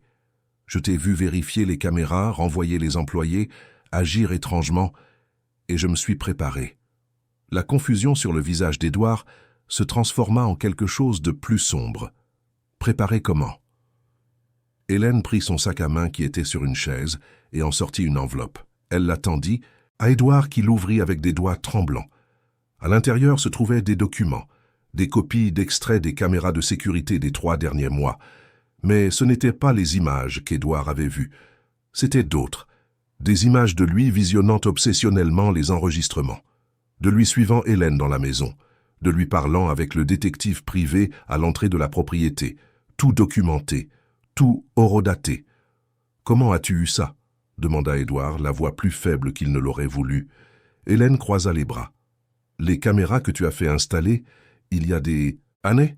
Tu as oublié qu'elles enregistrent aussi qui les regardent. Et tu as oublié que j'ai accès au même système que toi. J'ai passé les dernières semaines à tout copier. Chaque moment de ton obsession. Documenté. » Édouard regarda les documents, puis Hélène, puis de nouveau les documents. Son esprit essayait de comprendre ce qui se passait. « Tu m'espionnais ?» Hélène eut un rire sans joie. « Comme tu m'espionnais. » La différence, Édouard, c'est que j'avais raison de me méfier. Parce que tu tramais vraiment quelque chose contre moi, alors que moi, je n'ai jamais rien fait d'autre qu'être ta femme fidèle. Mais il y avait plus. Hélène sortit une autre enveloppe de son sac. Celle-ci était plus grande, plus volumineuse. « Celui-ci, dit-elle, c'est un journal ? J'ai commencé à écrire il y a quelques semaines, après avoir réalisé que notre mariage était terminé. Dedans, il y a tout. Chaque jour où tu m'as ignoré, chaque anniversaire que tu as oublié, chaque fois que tu as choisi le travail plutôt que moi, chaque regard froid, chaque mot dur. Tout est consigné, avec des dates, des détails et des témoins le cas échéant. » Édouard s'assit lourdement sur le canapé, tenant toujours les documents. « Pourquoi as-tu fait ça ?» Sa voix était presque un murmure. Hélène s'assit sur la chaise en face de lui, gardant ses distances. « Parce que j'avais besoin de savoir jusqu'où tu irais. J'avais besoin d'être sûr que l'homme que j'ai aimé n'existait vraiment plus. Et ce soir, tu m'as donné cette certitude. Avec ton test ridicule, tes accusations infondées, cette boîte pathétique pleine de symboles brisés, tu m'as donné la confirmation que c'est fini. » Le silence qui suivit était différent des autres. Ce n'était pas un silence tendu mais vide, comme si tout l'air avait été aspiré de la pièce. Édouard regarda Hélène comme s'il la voyait pour la première fois, ou peut-être comme s'il la voyait pour la dernière. « Qu'est-ce que tu vas faire maintenant ?» demanda-t-il, et il y avait quelque chose qui pouvait être de la peur dans sa voix. Hélène prit une profonde inspiration. « Demain matin, je quitterai cette maison. Je vais rester chez ma mère pour le moment. J'ai déjà parlé à maître Marcel. Il prépare les papiers de la séparation. » Édouard sentit le sol se dérober. « Marcel ? Mon avocat ?» Hélène acquiesça. « Il m'a dit d'essayer de te parler d'abord, d'essayer de régler ça avant d'en arriver aux tribunaux. Mais après ce soir, je pense qu'il n'y a plus rien à régler, n'est-ce pas ?» Édouard essaya de digérer tout cela. « Tu ne peux pas faire ça. » Hélène se leva. « Si, je peux, et je le ferai. Tu as deux options, Édouard. Nous pouvons le faire de manière civilisée, en partageant les biens conformément à la loi, sans scandale, sans long processus. Ou nous pouvons le faire à la dure, et je peux apporter tout ça. » Elle désigna les enveloppes, à la presse, à tous ceux qui t'ont toujours admiré, les laisser voir qui tu es vraiment devenu. C'était une menace, mais pas une menace en l'air. Édouard savait qu'Hélène avait les moyens de faire ce qu'elle disait. Et pour la première fois depuis longtemps, il ressentit quelque chose qu'il n'avait pas éprouvé depuis l'adolescence, l'impuissance. « J'ai toujours tout contrôlé, pensa-t-il. J'ai toujours eu les cartes en main. Comment ai-je laissé cela arriver ? Comment n'ai-je pas réalisé qu'elle avait 3 coups d'avance ?» Hélène prit son sac et se dirigea vers l'escalier. « Je vais dormir dans la chambre d'amis ce soir. Demain à 9h, les avocats seront là pour discuter des prochaines étapes. Je te suggère de bien réfléchir à la manière dont tu veux que cela se passe. » Édouard resta assis immobile, écoutant ses pas monter l'escalier. Quand le son disparut, il regarda la boîte en bois sur la table. La boîte qu'il avait préparée avec tant de soin, pensant qu'elle serait son arme ultime. Maintenant, elle semblait juste pathétique. Il prit une des lettres qu'Hélène avait écrites tant d'années auparavant. Il l'ouvrit et commença à lire. Les mots étaient pleins d'amour, d'espoir, d'une innocence qu'il avait systématiquement détruite au fil des ans. « Mon amour », commençait la lettre, « cela fait 3 mois aujourd'hui que tu es en voyage et ton absence me fait mal physiquement. Mais je sais que tu construis notre avenir, alors j'attends avec patience. Je t'aime plus que les mots ne peuvent le dire. » Édouard sentit quelque chose d'humide sur son visage et réalisa qu'il pleurait. Il n'avait pas pleuré depuis des décennies. Il en avait été fier de sa capacité à garder ses émotions sous contrôle. Mais cette nuit-là, seul dans ce salon immense, entouré des débris d'un mariage qu'il avait lui-même saboté, les larmes coulaient librement. Ce n'étaient pas encore des larmes de regret, c'étaient des larmes de colère. Colère contre Hélène pour avoir eu 3 coups d'avance. Colère contre lui-même pour ne pas l'avoir réalisé. Colère contre le monde qui ne fonctionnait pas comme il le voulait. Il passa la nuit dans le bureau, sans dormir. Il revit mentalement chaque pas qu'il avait fait ces derniers mois, chaque décision, chaque soupçon, chaque moment de paranoïa. Et il réalisa, avec une clarté douloureuse, qu'il avait créé un ennemi là où il n'y en avait pas, qu'il avait détruit la seule chose réelle qu'il possédait à la recherche d'un fantôme de sa propre imagination. Quand le soleil commença à se lever, peignant le ciel de Paris de tons roses et orangés, Édouard était toujours assis dans la même position. Il entendait les bruits de la maison qui se réveillait, les oiseaux dans le jardin, le portail automatique s'ouvrant pour la livraison du journal, et puis le son de pas descendant l'escalier. Hélène était là, vêtue simplement mais élégamment. Elle avait une petite valise à la main. « Tu pars déjà ?» demanda Édouard, la voix rauque d'avoir tant gardé le silence. Hélène s'arrêta sur le seuil du salon. « Les avocats arrivent à 9 heures, comme je l'ai dit. Je vais attendre chez ma mère. Si tu décides de coopérer, ça peut se terminer rapidement et discrètement. Sinon, eh bien, tu connais les conséquences. » Édouard hocha lentement la tête. Tout avait été soigneusement planifié par elle.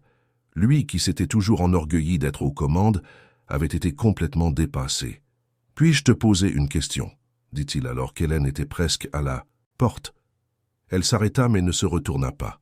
« M'aimes-tu encore ?» La question sortit plus fragile qu'il ne l'aurait voulu. Hélène resta silencieuse un long moment. Quand elle répondit enfin, sa voix était calme, presque douce. « J'ai aimé l'homme que tu étais, Édouard, mais cet homme est mort il y a longtemps, et je ne peux plus vivre de souvenirs. » Et puis elle sortit. La porte se referma derrière elle avec un son définitif. Édouard entendit sa voiture démarrer, entendit le portail s'ouvrir, entendit le son du moteur s'éloigner dans la rue.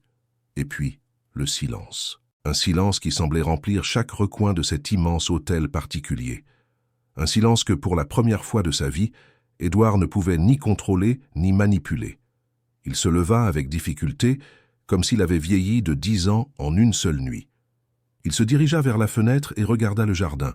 Mathieu était déjà là, travaillant comme toujours, ignorant le drame qui s'était déroulé la nuit précédente. Un jeune homme innocent qui était devenu le centre d'une tempête dont il ne soupçonnait même pas l'existence. Édouard ressentit une pointe de honte. Mais il était trop tard, pour ça. Il monta dans la chambre qu'il avait partagée avec Hélène pendant près de 30 ans. Tout était rangé, impeccable. Mais il manquait quelque chose. Il manquait la vie. Il manquait Hélène. Il s'assit sur le lit et prit le téléphone. Il appela Marcel, son avocat. Quand l'homme répondit, Édouard ne dit que 4 mots. « Faisons comme elle veut. » Et il raccrocha. Ce n'était pas une reddition, pas encore, mais c'était le début de quelque chose, le début de la compréhension qu'il avait perdue, que son obsession à contrôler et à protéger ce qu'il avait détruit précisément ce qui valait le plus la peine d'être protégé. Le début de la prise de conscience que le test qu'il avait conçu n'avait pas testé Hélène. Il l'avait testé lui-même, et il avait misérablement échoué. Le matin avançait sur Paris. La ville se réveillait pour une autre journée d'embouteillage, de travail, de vie qui allèrent de l'avant. Mais à l'intérieur de l'hôtel particulier du 16e, quelque chose était définitivement terminé. Un chapitre s'était refermé, et ce qui viendrait après serait la conséquence de choix qui ne pourraient plus être défaits. Chapitre 4. Les jours qui suivirent le départ d'Hélène furent marqués par une agitation qu'Édouard n'aurait jamais imaginé vivre. Des avocats entraient et sortaient de l'hôtel particulier avec des dossiers volumineux, des documents interminables qui devaient être signés, révisés, archivés. Maître Marcel Costa coordonnait tout avec l'efficacité de quelqu'un qui avait fait cela des dizaines de fois auparavant. Mais il y avait quelque chose de différent dans son regard lorsqu'il traitait avec Édouard maintenant. Ce n'était plus le respect inconditionnel d'un prestataire de service, c'était quelque chose qui s'approchait de la déception. Édouard tenta, les premiers jours, de maintenir sa routine habituelle. Il se levait tôt, prenait son café seul sur la terrasse qu'Hélène aimait tant, puis se rendait au bureau. Mais la concentration ne venait pas. Les chiffres sur les tableurs n'avaient aucun sens. Les réunions semblaient se dérouler au ralenti, avec des voix déformées qu'il parvenait à peine à traiter. Ses associés commencèrent à le remarquer. Richard Mendes, celui-là même qui avait planté la première graine du doute des mois auparavant, eut l'audace de demander lors d'un déjeuner d'affaires « Alors, Édouard, tout va bien à la maison ?» Édouard le fixa avec un regard si glacial que Richard faillit s'étouffer avec son « Vin ?» « Ne mentionne plus jamais ma vie personnelle devant moi, » dit Édouard, la voix basse mais chargée de menaces. Richard acquiesça rapidement et changea de sujet. Mais le message était passé. Édouard Tavares traversait une épreuve et personne ne devait oser en parler en sa présence. Hélène, pendant ce temps, était chez sa mère à Neuilly-sur-Seine. C'était une maison confortable, de la haute bourgeoisie, avec un jardin à l'arrière et un voisinage tranquille. Madame Marthe, sa mère, avait 72 ans et conservait toujours sa vivacité. Quand elle vit sa fille arriver avec une valise ce samedi matin-là, elle ne posa pas de questions.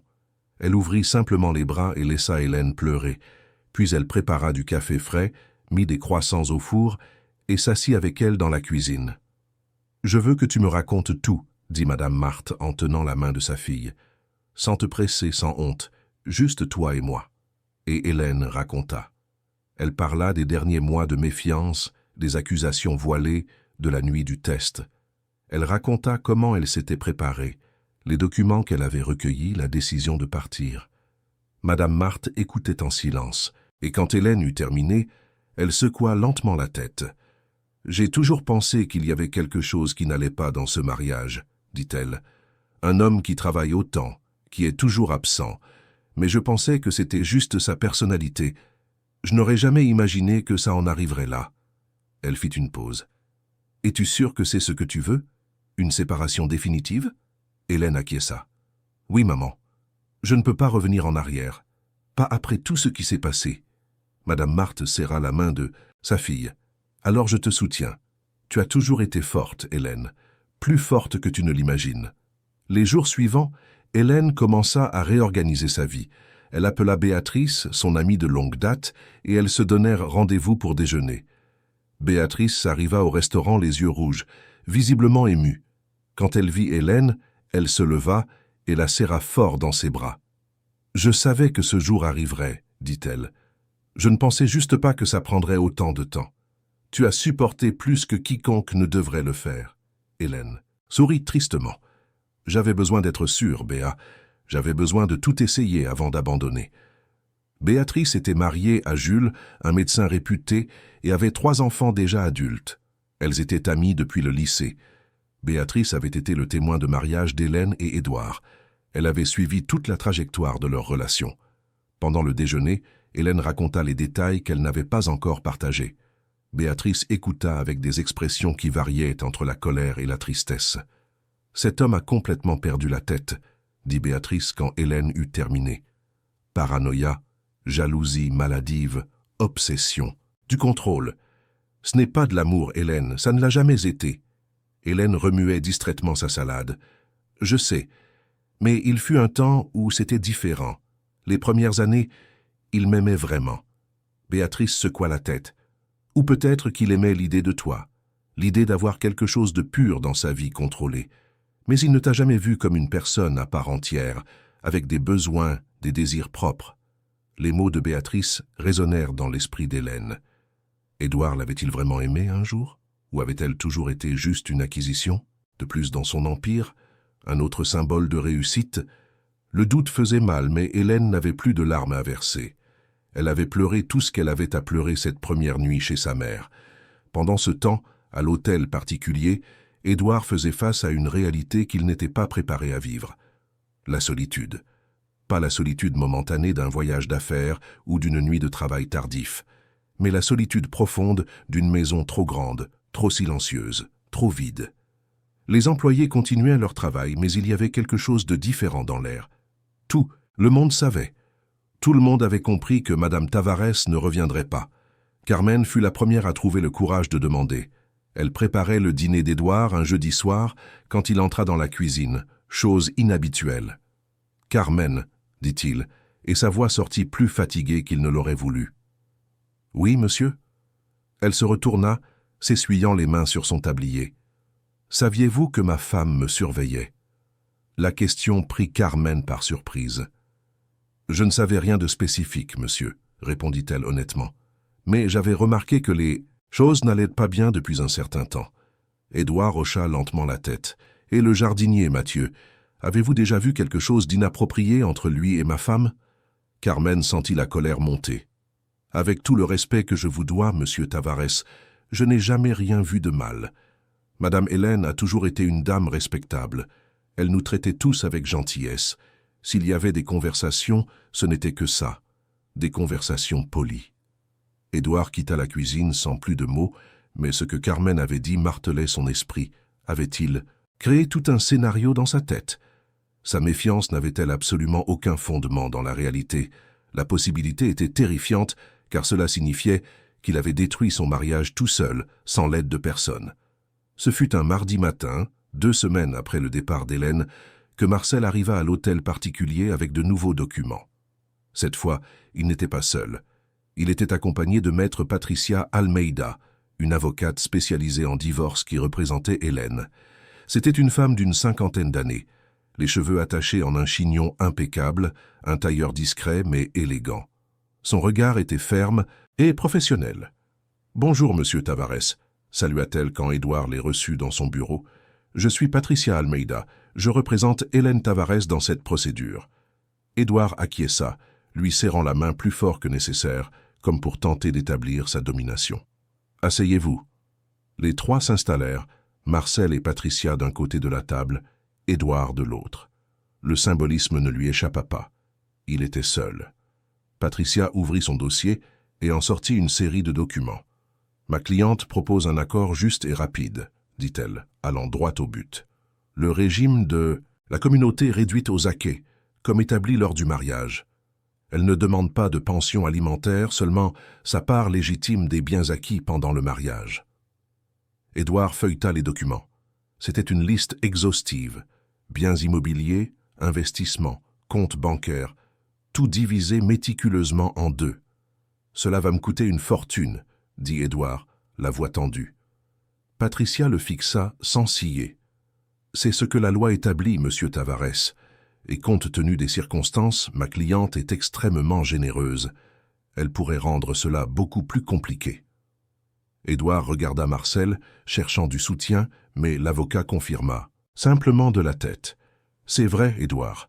Elle pourrait demander plus, surtout si elle mettait à exécution ses menaces d'exposer certaines situations. » Édouard sentit le nœud se serrer dans sa gorge, les preuves qu'Hélène avait recueillies, les enregistrements, les documents, le journal.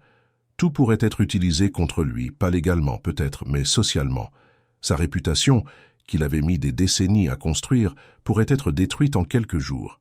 La presse adorerait une histoire sur le milliardaire paranoïaque qui espionnait sa propre femme innocente. Les concurrents l'utiliseraient contre lui. Les investisseurs perdraient confiance. « Je vais signer », dit finalement Édouard, la voix défaite. « Mais je veux qu'il soit stipulé que je n'admets aucune culpabilité, que c'était une décision mutuelle. » Patricia échangea un regard avec Marcel. « Nous pouvons travailler avec ça, » dit-elle, « tant que vous coopérez pleinement et que vous n'essayez pas de compliquer le processus. » Édouard acquiesça. Les pages furent tournées, les signatures apposées. Chaque paraphe était comme une coupure. Quand ils eurent terminé, Édouard se sentit vidé. Après le départ des avocats, Édouard resta seul dans son bureau pendant des heures. Il regarda autour de lui. Cet espace qui avait toujours été son sanctuaire, son royaume, semblait maintenant une prison. Les murs lambrissaient, les livres de gestion sur les étagères, les diplômes et les récompenses encadrées. Tout semblait vide de sens. Il avait gagné le monde et perdu ce qui comptait vraiment. Il prit le téléphone et fit quelque chose qu'il n'avait pas fait depuis des années. Il appela son jeune frère, Gustave. Il s'était éloigné après qu'Édouard se fût enrichi. Gustave était resté en Auvergne, gérant une petite quincaillerie. Il n'avait jamais accepté d'argent d'Édouard, disant toujours qu'il préférait sa vie simple. Quand Gustave répondit, sa voix parut surprise. « Édouard, c'est bien toi? Ça fait quoi, 5 ans depuis le dernier appel ?»« Salut, Gustave, » dit Édouard, et pour la première fois depuis des décennies, sa voix parut vulnérable. « J'ai besoin de parler à quelqu'un. » Il y eut un silence de l'autre côté, puis Gustave soupira. « D'accord, frérot, je t'écoute. » Et Édouard raconta. Pas tout, mais assez. Sur la séparation, sur la façon dont il en était arrivé là. Quand il eut terminé, Gustave eut un rire sans joie. « Tu as toujours été comme ça, frérot, » dit-il. « Toujours eu besoin de tout contrôler, depuis l'enfance. Tu te souviens quand tu rangeais nos jouets par ordre alphabétique, quand tu faisais la liste de tout ce qu'on mangeait au petit déjeuner. Je trouvais ça drôle à l'époque. Maintenant, je vois que c'était une maladie. » Édouard sentit la colère monter. « Je ne t'ai pas appelé pour me faire insulter. » Gustave l'interrompit. « Ce n'est pas une insulte, Édouard, c'est la vérité. Tu as bâti un empire, mais tu as oublié de te construire une vie. Et maintenant, tu en paies le prix. » Les mots faisaient mal parce qu'ils étaient vrais. Édouard raccrocha peu après, ne sachant pas s'il se sentait mieux ou pire. Mais au moins, quelqu'un avait été honnête avec lui. Les jours suivants, il commença à remarquer d'autres détails qu'il avait toujours ignorés. Il réalisa qu'il n'avait pas de vrais amis, seulement des partenaires d'affaires, que ses dîners mondains étaient des transactions déguisées, que personne n'appelait pour savoir comment il allait, seulement pour s'enquérir d'opportunités d'investissement. Hélène, de son côté, redécouvrait une légèreté qu'elle n'avait pas ressentie depuis des années. Ce n'était pas du bonheur, pas encore, c'était du soulagement. Le soulagement de ne plus avoir à marcher sur la pointe des pieds dans sa propre maison, de ne plus être observé constamment, de pouvoir respirer sans sentir le poids du jugement. Elle commença à faire des projets. Des projets qui n'incluaient pas Édouard, qui ne dépendèrent de la permission de personne. Elle consulta Renée, la psychologue du projet social, et commença des séances de thérapie. Elle avait besoin de digérer tout ce qu'elle avait vécu, de comprendre comment elle en était arrivée là. Renée fut patiente et douce, guidant Hélène à travers les couches de douleur, de déception, mais aussi de force qu'elle ne savait pas posséder. « Vous avez survécu, » disait Renée, « et la survie est déjà une victoire. » C'est lors d'une de ces séances qu'Hélène prit une autre décision importante. « Je vais voyager, » dit-elle. « Quand tout ça sera officiellement terminé, quand les papiers seront signés, je vais quitter la France pour un temps. J'ai besoin de distance. J'ai besoin de me redécouvrir loin de tout ça. » Renée sourit. « Je trouve que c'est une excellente idée. Où pensez-vous aller ?» Hélène avait fait des recherches. Le Portugal, un pays dont elle ne parlait pas la langue mais qui était assez différent pour être un vrai changement. Pendant ce temps, le processus de séparation suivait son cours bureaucratique. Des documents étaient échangés, des biens inventoriés, des comptes divisés. Édouard coopérait comme il l'avait promis, mais chaque étape était une défaite. Chaque bien immobilier partagé, chaque compte séparé, était un rappel concret qu'il avait perdu. Et contrairement à ses affaires, où perdre était temporaire et où il y avait toujours une prochaine opportunité, cette perte était définitive. Ce fut un dimanche après-midi, près d'un mois après la séparation, qu'Édouard fit quelque chose d'inhabituel. Il demanda à Mathieu de prendre son après-midi et appela Carmen pour discuter. Ils s'assirent dans la cuisine, ce qui était bizarre en soi. Le patron ne s'asseyait jamais dans la cuisine avec les employés. Carmen était visiblement mal à l'aise, mais Édouard semblait sincèrement vouloir parler. « Je te dois des excuses, » dit-il, et les mots sortirent avec difficulté. « Pour tout ce qui s'est passé, pour avoir soupçonné des choses qui n'existaient pas, pour avoir créé une mauvaise ambiance ici. » Carmen fut surprise, elle ne s'y attendait pas. « Monsieur Tavares, je... » Il l'interrompit, gentiment. « S'il te plaît, laisse-moi finir, j'ai eu tort, très tort. Et j'ai détruit mon mariage à cause de mon orgueil et de mon insécurité. Vous l'avez tous vu. Et je veux que vous sachiez qu'Hélène n'a jamais rien fait de mal. Jamais. » Carmen sentit ses yeux s'embuer. « Je l'ai toujours su, monsieur. Madame Hélène est une personne merveilleuse. Vous aviez de la chance de la voir. » Édouard acquiesça. « J'avais. Au passé. Je ne l'ai plus. » Ils restèrent silencieux un moment. Puis Édouard se leva. « Merci pour tout, Carmen. Pour avoir pris soin de cette maison. Pour avoir été loyal toutes ces années. » Elle se leva aussi. « Je serai toujours là, monsieur, si vous avez besoin. » Mais Édouard savait qu'il aurait besoin de bien plus que ce que Carmen pouvait offrir. Il avait besoin de quelque chose que l'argent ne pouvait acheter. Il avait besoin de rédemption, de pardon. d'une seconde chance qu'il savait ne jamais obtenir. Cette nuit-là, seul dans sa chambre pour la première fois en près de 30 ans, Édouard Tavares pleura. Il pleura la perte. Il pleura les années gaspillées. Il pleura l'homme qu'il aurait pu être, mais qu'il avait choisi de ne pas être.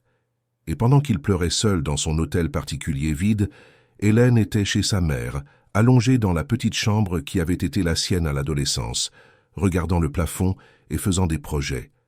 Des projets de voyage, de nouveaux départs, d'une vie qui serait enfin la sienne. Il n'y avait pas encore de joie, mais il y avait de l'espoir. Et parfois, l'espoir suffit pour faire le premier pas vers la guérison. Le processus de séparation officielle prendrait encore quelques mois. Mais le mariage s'était déjà terminé ce vendredi soir-là, quand Édouard avait monté son test cruel et qu'Hélène avait révélé avoir 3 coups d'avance. Tout ce qui suivait n'était que bureaucratie, des papiers signés, des biens partagés, des vies séparées officiellement sur le papier, après avoir été séparées émotionnellement depuis bien longtemps. Paris continuait sa routine frénétique à l'extérieur des murs. La ville ne s'arrêtait pas pour les cœurs brisés. Elle n'attendait personne. Et c'était peut-être ce dont Édouard et Hélène avaient tous deux besoin à ce moment-là. La vie qui continue, indifférente à leur douleur, leur rappelant que le monde était plus grand que leurs problèmes personnels. Qu'il y aurait un lendemain, même quand aujourd'hui semblait impossible à supporter. Chapitre 5. 3 mois s'étaient écoulés depuis cette nuit fatidique. 3 mois de paperasse, de réunions avec des avocats, de partage de biens qui avaient un jour représenté une vie commune. Hélène avait emménagé dans un appartement en location dans le Marais, un quartier plus bohème et moins ostentatoire que le 16e arrondissement. C'était un endroit plus petit, chaleureux, avec des fenêtres donnant sur une rue arborée, où elle pouvait entendre le son de la vie. Des enfants qui jouaient, des voisins qui discutaient, des musiciens de rue le week-end. C'était bruyant, vibrant et complètement différent du silence pesant de l'hôtel particulier, et Hélène aimait chaque seconde. Elle avait continué son travail bénévole au projet social, mais maintenant avec plus de dévouement, sans l'obligation de maintenir les apparences lors d'événements mondains, sans la nécessité d'être disponible pour les engagements d'Édouard. Elle avait du temps pour elle-même, du temps pour faire ce qui comptait vraiment. Elle avait aussi commencé un cours de littérature à la Sorbonne, quelque chose qu'elle avait toujours voulu faire mais n'avait jamais eu le courage. À 52 ans, elle était l'une des étudiantes les plus âgées de sa promotion. Mais elle était heureuse. Édouard, de son côté, s'était plongé encore plus profondément dans le travail. C'était sa seule façon de gérer le vide qu'il ressentait. Les réunions se prolongeaient tard dans la nuit. Les voyages d'affaires devinrent plus fréquents. N'importe quoi pour ne pas retourner dans cet hôtel particulier vide où chaque pièce criait l'absence d'Hélène. Ses associés commencèrent à s'inquiéter. Richard Mendès, dans un moment de courage inhabituel, prit Édouard à part après une réunion particulièrement tendue. « Tu dois ralentir, mon vieux, » dit Richard. « Tu travailles trop. Tu vas finir par avoir un grave problème de santé. » Édouard le regarda avec cette froideur caractéristique. « Tu t'inquiètes pour ma santé ou pour tes dividendes ?» Richard soupira. « Pour les deux. Tu n'es plus le même, Édouard. Tout le monde le voit. Tu es différent, plus agressif. Tu prends des décisions risquées.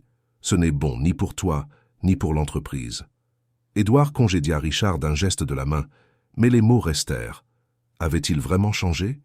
Ou avait-il toujours été comme ça et les gens le toléraient simplement parce qu'il réussissait? La différence maintenant, c'est qu'il n'avait plus Hélène pour faire semblant que tout allait bien en rentrant. Il n'avait plus cette illusion de normalité à la maison qui compensait la froideur des affaires. Ce fut un jeudi après-midi, 4 mois après la séparation, que tout commença à s'effondrer publiquement.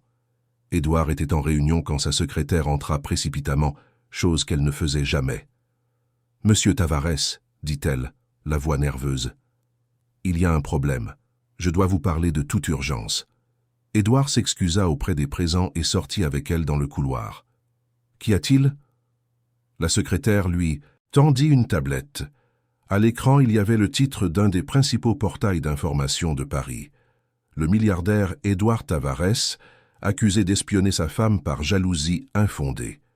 Le divorce révèle des années de relations abusives. Édouard sentit son sang se glacer. Il cliqua sur l'article et commença à lire. Le texte était trop détaillé, trop précis. Il mentionnait les caméras de sécurité, le détective privé, même la boîte avec les lettres et les photos déchirées. Il y avait des citations de sources anonymes proches du couple, et bien qu'Hélène ne soit pas mentionnée comme source, il était évident que les informations provenaient de quelqu'un de très bien informé. Mais le pire n'était pas le texte, c'étaient les images. Il y avait des captures d'écran de documents juridiques, manifestement divulgués de quelque part.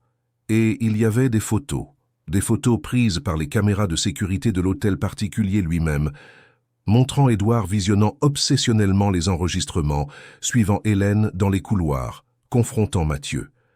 Les images étaient suffisamment floues pour ne pas être absolument concluantes, mais assez claires pour raconter une histoire. L'histoire d'un homme obsédé, paranoïaque, détruisant son propre mariage. Comment est-ce que ça s'est retrouvé dans la presse ? Cria presque Édouard à sa secrétaire. Elle recula effrayée. Je ne sais pas, monsieur, ça vient de sortir, c'est déjà sur tous les portails. Édouard appela immédiatement Marcel. L'avocat répondit à la deuxième sonnerie. J'ai vu, dit-il avant même qu'Édouard ne puisse parler. J'essaie de découvrir l'origine de la fuite. Mais Édouard, nous devons parler de gestion de crise. Cela pourrait détruire ta réputation. Dans les minutes qui suivirent, le téléphone d'Édouard n'arrêta pas de sonner.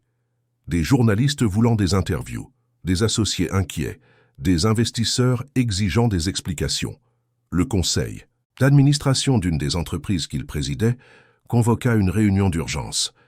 Tout s'effondrait et Édouard n'arrivait pas à comprendre la vitesse à laquelle cela se produisait. Hélène apprit la nouvelle par Béatrice qui appela inquiète. « Tu as vu ce qui sort sur Édouard ?» Hélène, qui était à l'université entre deux cours, prit son téléphone et ouvrit le lien que Béatrice lui avait envoyé. Elle lut l'article avec une expression neutre. Elle ne dit rien pendant un long moment. « Ce n'est pas moi, dit-elle finalement. Je n'ai rien divulgué. » Béatrice la crut immédiatement. « Je sais, mais quelqu'un l'a fait, et ça provoque un scandale. » Hélène raccrocha et resta à regarder l'écran de son téléphone. Une partie d'elle ressentait une satisfaction amère. Édouard faisait enfin face aux conséquences publiques de ses actes, mais une autre partie, celle qui gardait encore des vestiges de l'amour qu'elle avait un jour ressenti, était triste. Ce n'était pas ainsi qu'elle voulait que les choses se terminent, pas avec une humiliation publique, une exposition médiatique. Elle voulait juste aller de l'avant, tranquillement et discrètement. Mais le mal était fait. Dans les heures qui suivirent, d'autres publications reprirent l'histoire. Les Seisto, chroniqueurs mondains, qui avait toujours fait l'éloge du couple Tavares comme symbole de réussite et d'élégance, écrivait maintenant des articles analytiques sur les relations abusives déguisées en amour. Des psychologues étaient interviewés pour parler du comportement de contrôle. L'histoire prit des proportions que personne n'attendait. Édouard tenta de limiter les dégâts. Son service de presse publia un communiqué officiel niant les accusations, affirmant que la séparation avait été amicale et que les informations divulguées étaient des déformations malveillantes de la réalité. Mais le communiqué arriva trop tard et parut trop défensif. Personne n'y crut. Surtout après que des photos d'Hélène apparurent, la montrant comme une femme sereine, discrète, travaillant avec des enfants défavorisés. Le contraste avec l'image du milliardaire paranoïaque était dévastateur. L'impact sur les affaires fut immédiat. Deux grands investisseurs annoncèrent qu'ils réévaluaient leur partenariat. Une entreprise dont Édouard était membre du conseil d'administration demanda sa démission, affirmant que sa présence entraînait une publicité négative. Les actions d'une de ses principales sociétés chutèrent de 12% en 2 jours. Le marché financier ne pardonne pas les scandales personnels, surtout lorsqu'ils impliquent des chefs d'entreprise. Édouard s'enferma dans l'hôtel particulier pendant des jours. Il ne répondait pas aux appels, ne répondait pas aux emails. Il laissa les avocats et son équipe de relations publiques gérer le chaos. Mais il n'y avait pas grand-chose qu'ils puissent ne faire. L'histoire avait tous les éléments que les médias adoraient. Richesse, pouvoir, trahison émotionnelle, une victime sympathique. Et plus Édouard essayait de se défendre, pire c'était. Ce fut Gustave, son frère, qui parvint finalement à lui parler. Il se présenta à l'hôtel particulier sans prévenir, sonnant avec insistance jusqu'à ce qu'Édouard réponde. Quand il ouvrit la porte et vit son frère là, la dernière défense d'Édouard s'effondra. Gustave entra, ferma la porte et serra son frère dans ses bras. Édouard, qui n'avait serré personne dans ses bras depuis des décennies, qui gardait toujours une distance physique même avec sa famille, s'effondra dans les bras de son jeune frère. Ils s'assirent dans le salon, ce même salon où Édouard avait monté son test cruel des mois auparavant. Gustave ne posa pas de questions indiscrètes, il resta simplement là, présent. Après un long silence, Édouard commença à parler. Il raconta tout, du commentaire initial de Richard qui avait planté la graine du doute jusqu'à la nuit fatidique de la confrontation. Il raconta comment Hélène avait que 3 coups d'avance les documents, tout.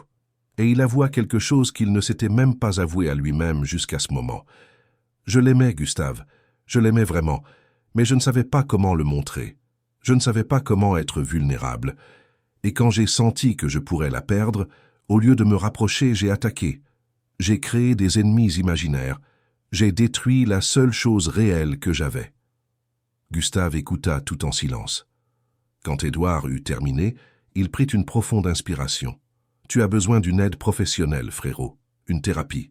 Ce n'est pas une honte, c'est nécessaire. » Édouard acquiesça. Il savait que son frère avait raison.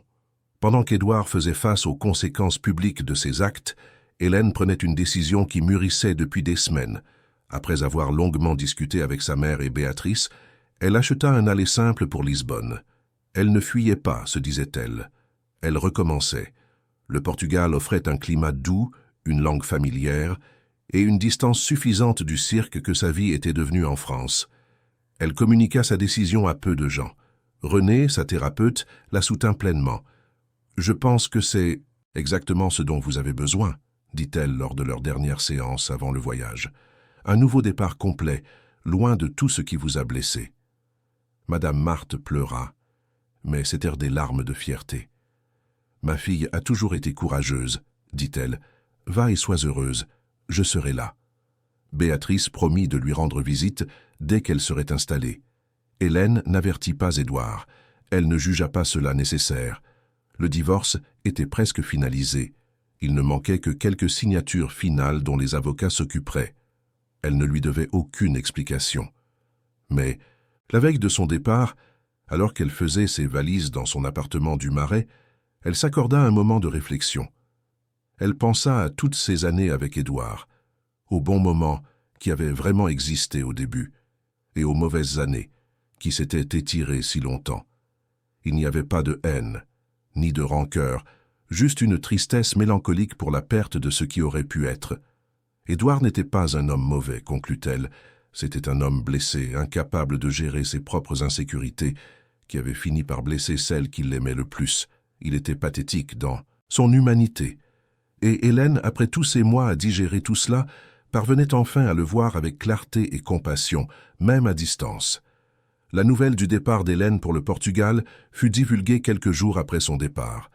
Un autre titre dans les journaux. L'ex-femme du milliardaire s'installe au Portugal après le scandale du divorce. Édouard l'apprit par Marcel, qui avait reçu une lettre d'elle officialisant son déménagement et fournissant une nouvelle adresse pour la correspondance juridique. Il tint la lettre longtemps, regardant son écriture. C'était définitif. Elle était vraiment passée à autre chose. Édouard commença une thérapie, comme Gustave l'avait suggéré. Ce fut difficile au début. S'ouvrir, parler de ses sentiments, admettre ses vulnérabilités, tout allait à l'encontre de sa nature. Mais le thérapeute, un homme d'une 60aine d'années nommé Dr Robert, était patient et direct. Il n'avait pas peur de confronter Édouard, de pointer ses schémas destructeurs. Et lentement, très lentement, Édouard commença à comprendre ce qu'il avait fait. Ce ne fut pas un processus de semaines ou de mois. Ce fut un processus d'années. Des années de déconstruction de comportements qu'il avait cultivés pendant des décennies. Des années à apprendre que le contrôle n'est pas la sécurité, que la méfiance n'est pas la protection, que la vulnérabilité n'est pas la faiblesse. Ce fut douloureux. Souvent, Édouard voulut abandonner, revenir à ses anciennes façons de gérer le monde. Mais quelque chose le maintenait en thérapie. Peut-être était-ce l'entrevision qu'il pourrait devenir une meilleure personne, ou peut-être était-ce simplement le refus de finir complètement seul. Professionnellement, il fallut du temps pour que sa réputation se rétablisse. Certaines affaires furent perdues définitivement, des partenariats rompus, Mais Édouard était compétent, personne ne pouvait le nier. Et avec le temps, le scandale fut remplacé par d'autres scandales, d'autres histoires. Le marché a la mémoire courte quand il y a de l'argent en jeu. En 2 ans, Édouard avait déjà reconstruit une grande partie de son empire commercial. Mais quelque chose avait changé. Il avait changé.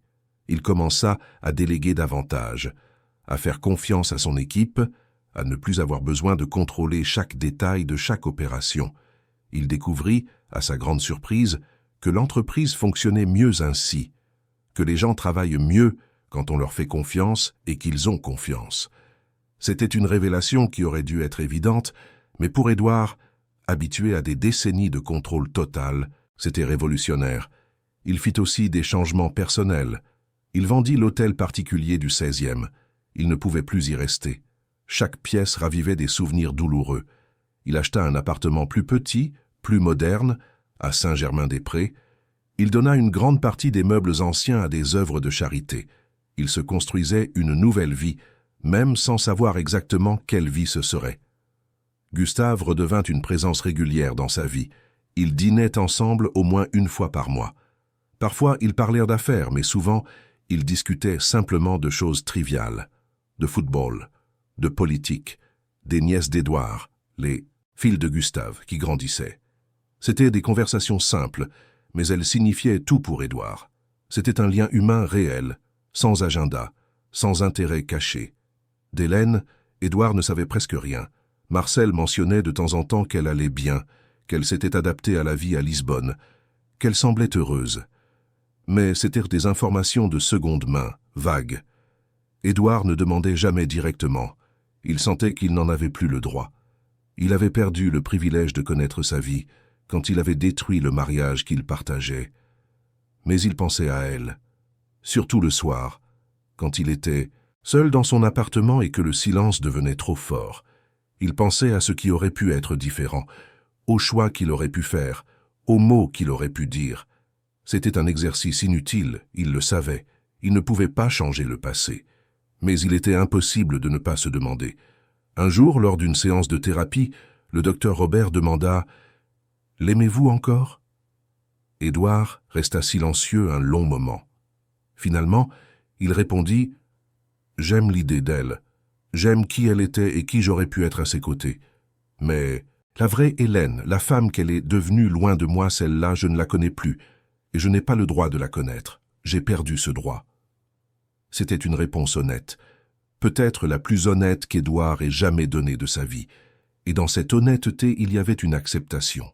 L'acceptation que certaines choses sont perdues pour toujours, que tout ne peut pas être réparé, que parfois la seule chose à faire est d'apprendre de ses erreurs et d'essayer d'être meilleur à partir de là. Paris continuait sa routine frénétique. La ville qui ne dort jamais, qui n'attend personne. Édouard apprit à y exister d'une manière différente, non plus comme un conquérant, mais comme un habitant de plus essayant de trouver sa place. C'était humble d'une manière qu'il n'avait jamais été. Et dans cette humilité forcée, il y avait une étrange sorte de paix. Ce n'était pas du bonheur. Peut-être que ça ne le serait jamais. Mais c'était de l'acceptation. Et pour quelqu'un qui avait passé sa vie à lutter contre tout et tout le monde, l'acceptation était déjà un progrès considérable. Édouard Tavares, le milliardaire qui avait perdu tout ce qui comptait vraiment, apprenait à vivre avec les conséquences de ses choix. Et dans cet apprentissage douloureux, il commençait enfin à devenir humain. Chapitre 6. 5 ans s'étaient écoulés depuis ce vendredi qui avait tout changé. 5 ans qui semblaient à la fois une éternité et un clin d'œil, selon le moment où Édouard se permettait de se souvenir. Paris continuait sa danse chaotique, indifférente aux transformations personnelles de ses habitants.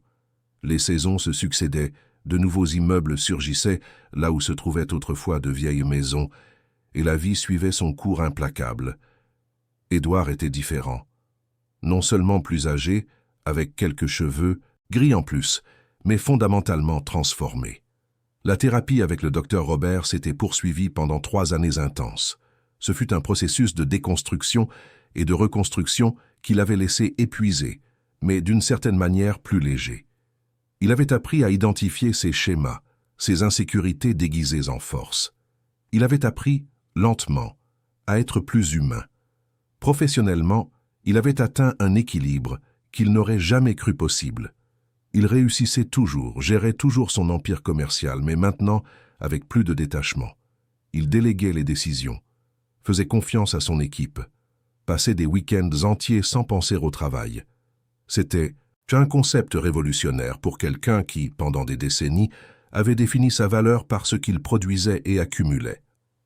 Il avait également apporté des changements significatifs à la façon dont il utilisait son argent. Il avait créé une fondation destinée à soutenir les femmes victimes de relations abusives. Ce n'était pas une façon de se racheter pour ses erreurs avec Hélène. Il savait que c'était impossible. Mais c'était une façon de transformer sa douleur en quelque chose d'utile. La fondation offrait un soutien psychologique, juridique et financier.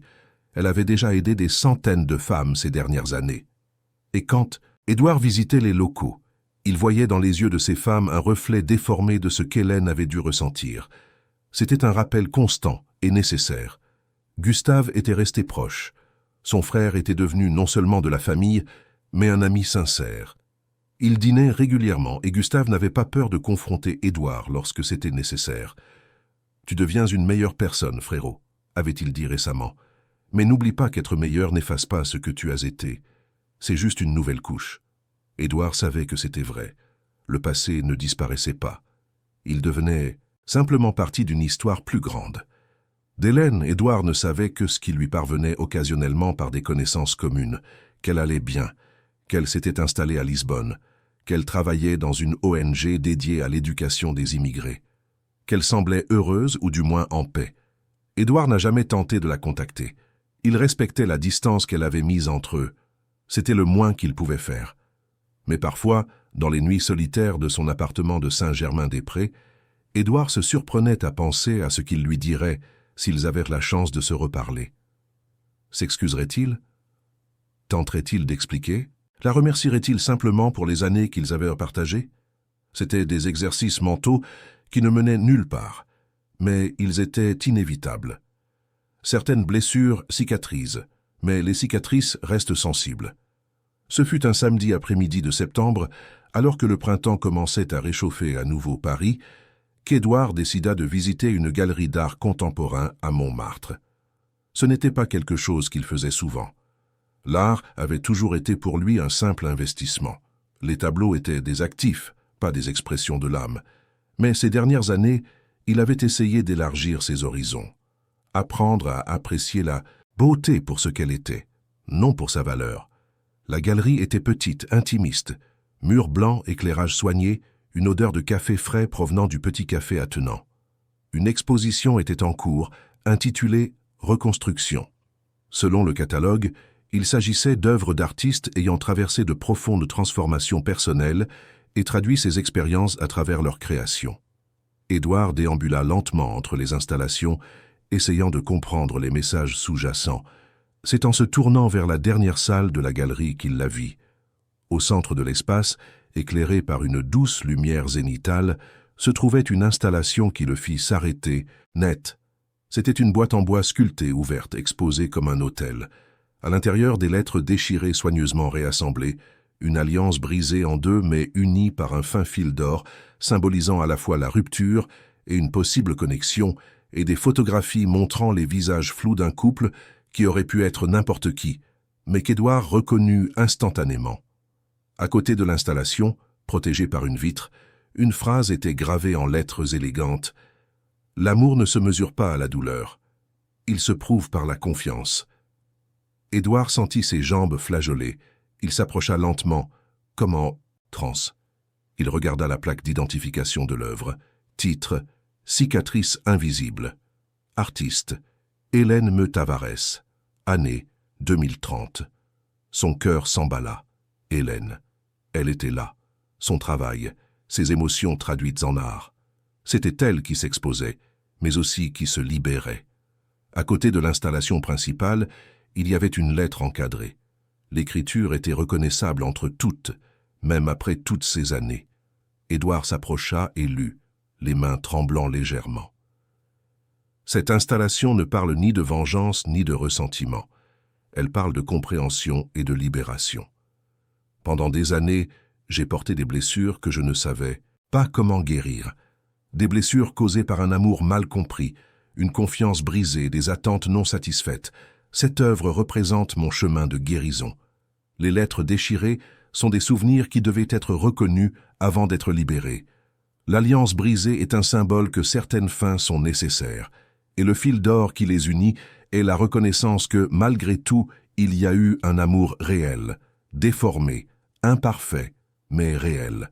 Ce travail est mon adieu définitif au passé, et mon étreinte de l'avenir. Édouard lut et relut les mots. Il y avait tant de sérénité dans cette lettre, tant de paix. Hélène avait clairement parcouru un chemin de guérison qu'il était encore en train de suivre. Il ressentit un mélange confus d'émotions, de la fierté qu'elle ait trouvé sa voie, de la tristesse pour la douleur qu'il avait causée, du soulagement qu'elle soit allée de l'avant, et une pointe aiguë de perte qui n'avait jamais vraiment disparu. « Vous connaissez l'artiste » Une voix féminine interrompit ses pensées. Édouard se retourna et vit une femme d'une quarantaine d'années, les cheveux attachés en queue de cheval, vêtue de manière décontractée mais élégante. Elle portait un badge l'identifiant comme « employé de la galerie ». « Oui », répondit Édouard, la voix plus rauque qu'il ne l'aurait voulu. « Je l'ai connue, il y a longtemps. » La femme sourit gentiment. C'est l'une des œuvres les plus marquantes de l'exposition. Hélène est venue spécialement de Lisbonne pour le vernissage, mais elle est déjà repartie. Elle a laissé cette installation dans le cadre d'une collection itinérante sur le dépassement de soi et la reconstruction personnelle. Édouard hocha la tête, incapable de parler. L'employé perçut son émotion et s'éloigna discrètement, le laissant seul avec ses réflexions. Édouard resta là plus d'une heure, simplement à regarder, à digérer. Cette installation était la conclusion dont Hélène avait besoin. C'était sa façon de dire qu'elle était passée à autre chose, mais aussi de reconnaître que ce qu'ils avaient vécu était réel. Pas seulement de la douleur, mais aussi de l'amour. Un amour imparfait, mal géré, étouffé par les insécurités. Mais de l'amour quand même. Quand il décida enfin de partir, il s'arrêta à la réception de la galerie. Il demanda s'il était possible d'acheter l'œuvre. La réceptionniste vérifia et l'informa que cette pièce spécifique n'était pas à vendre. Elle faisait partie d'un projet plus vaste qui circulerait dans différentes villes. Mais elle lui proposa le catalogue de l'exposition, qui comprenait des photos détaillées et des textes explicatifs. Édouard l'acheta. C'était ce qu'il pouvait avoir de plus proche de cette conclusion. Les jours suivants, Édouard se surprit à penser constamment à l'installation. Il ne parvenait pas à se sortir de la tête la sérénité de ces mots, le fil d'or qui les unit et la reconnaissance que, malgré tout, il y a eu un amour réel. Hélène avait réussi quelque chose qu'il peinait encore à atteindre. Elle avait transformé la douleur en art, le traumatisme en beauté, une fin en un nouveau départ. Lors de sa séance suivante avec le docteur Robert, oui, il suivait encore une thérapie occasionnellement, Édouard raconta sa visite à la galerie. Le thérapeute écouta attentivement. « Et comment vous êtes-vous senti en voyant cela » demanda-t-il. Édouard réfléchit soigneusement avant de répondre. « Je me suis senti fier d'elle, d'avoir trouvé un moyen de traiter et de libérer tout ça. Et je me suis senti triste pour moi, d'être encore coincé sur certains aspects. » Le docteur Robert acquiesça. « Mais réalisez-vous que vous êtes aussi en processus de guérison, que le fait de pouvoir ressentir de la fierté pour elle, sans jalousie ni ressentiment, est déjà un immense progrès. » Édouard n'y avait jamais pensé, mais c'était vrai. 5 ans plus tôt, sa réaction aurait été complètement différente. Il aurait ressenti de la colère, peut-être, ou le besoin de contrôler le récit. Maintenant, il ne ressentait qu'une tristesse mélancolique et du respect pour son parcours. C'était une croissance, lente, douloureuse, mais réelle. Quelques semaines après la visite à la galerie, Édouard fit quelque chose qu'il envisageait depuis des mois. Il écrivit une lettre à Hélène. Il n'avait pas d'adresse pour l'envoyer directement, alors il demanda à Marcel de la transmettre par les voies légales appropriées, en respectant sa décision si elle ne souhaitait pas de contact. La lettre n'était pas longue. Elle ne tentait pas de justifier, d'expliquer ou de demander pardon de manière dramatique. Elle était simple et honnête. « Hélène, » commençait la lettre, « j'ai vu ton installation à la galerie et j'ai été profondément touché, pas seulement par l'œuvre elle-même, mais par ce qu'elle représente. ta capacité à transformer la douleur en beauté, à trouver la paix dans le chaos. Je veux que tu saches que j'ai passé ces dernières années à essayer de devenir une meilleure personne. Non pas pour te récupérer, je sais que ce navire a quitté le port il y a longtemps, mais pour honorer le temps que nous avons partagé, en étant quelqu'un digne des bons souvenirs que je garde encore. J'espère que tu es immensément heureuse, où que tu sois, avec qui que tu sois. Tu mérites toute la paix que tu as conquise. Ton travail est une inspiration, et ta force a toujours été plus grande que ce que j'ai pu voir. Avec respect et gratitude. Pour le temps que nous avons eu, Édouard.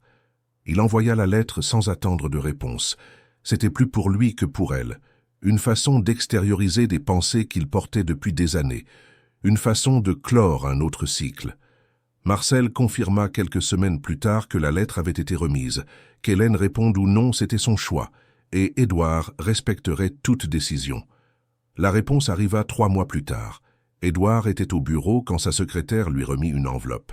Expéditeur de Lisbonne. Son cœur s'accéléra en voyant l'écriture sur l'enveloppe. C'était la sienne. Il demanda à ne pas être dérangé, ferma la porte de son bureau et s'assit pour l'ouvrir. La lettre d'Hélène était courte mais bienveillante. « Merci pour tes mots », commençait-elle. « Je suis heureuse de savoir que tu cherches à grandir personnellement. Ce processus n'est jamais facile, mais il est toujours précieux. À notre sujet, j'ai appris que certaines histoires se terminent non pas parce que quelqu'un est le méchant, mais parce que des personnes imparfaites se sont rencontrées au mauvais moment de leur vie. Tu n'étais pas mauvais, Édouard. Tu étais blessé. Et les personnes blessées blessent souvent les autres, même sans intention. J'avais aussi mes défauts. J'aurais pu être plus affirmé, plus clair sur mes besoins. J'ai gardé des silences qui auraient dû être des conversations. » La lettre continuait. « Je ne garde aucune rancune, sincèrement. Ce que nous avons vécu m'a appris une force que je ne savais pas posséder. M'a appris mes limites et l'importance de me valoriser. Dans un sens tordu, notre séparation a été ma libération. J'ai construit ici une vie qui m'apporte la paix. Je travaille avec des enfants réfugiés, leur enseignant le portugais. C'est simple mais significatif.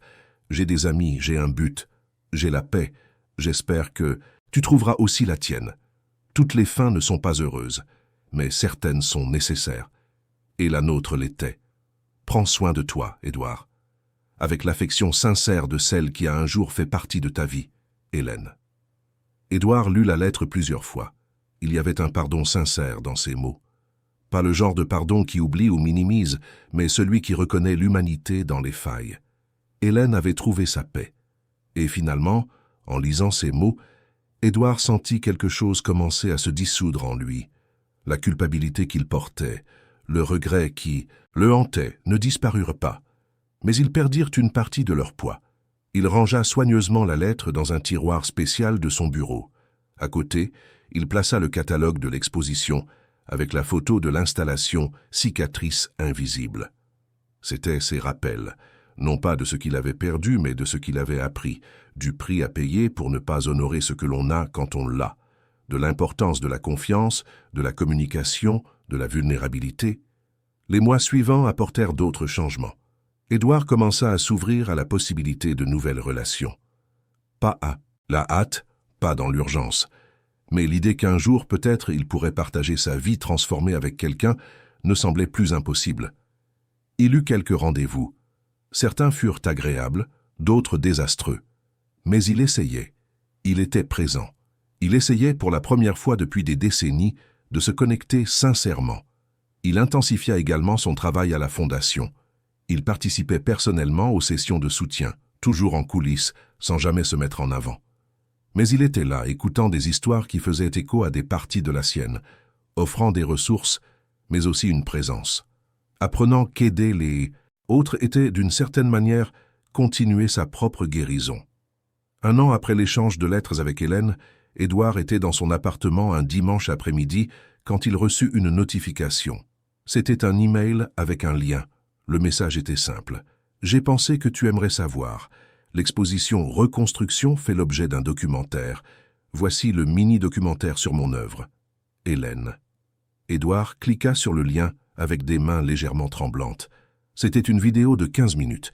Elle montrait Hélène expliquant son installation, parlant du processus créatif, de ce qui l'avait amené à créer cette œuvre. Elle était différente.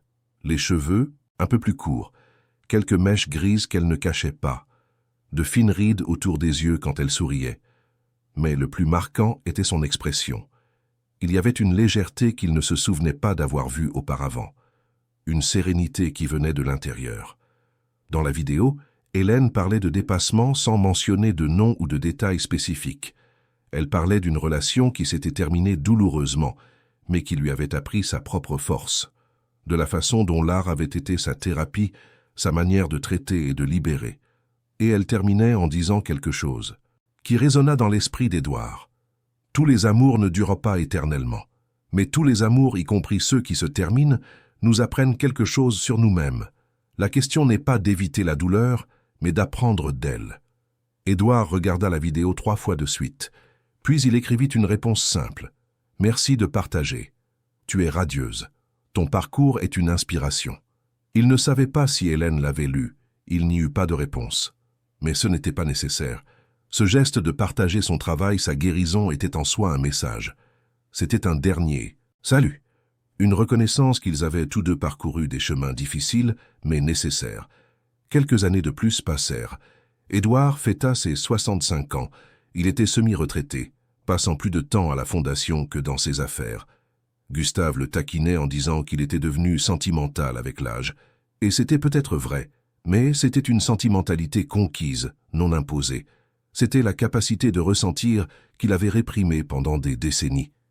Il y avait une paix dans sa vie maintenant. Pas la paix de celui qui a tout résolu, mais la paix de celui qui a accepté ses imperfections.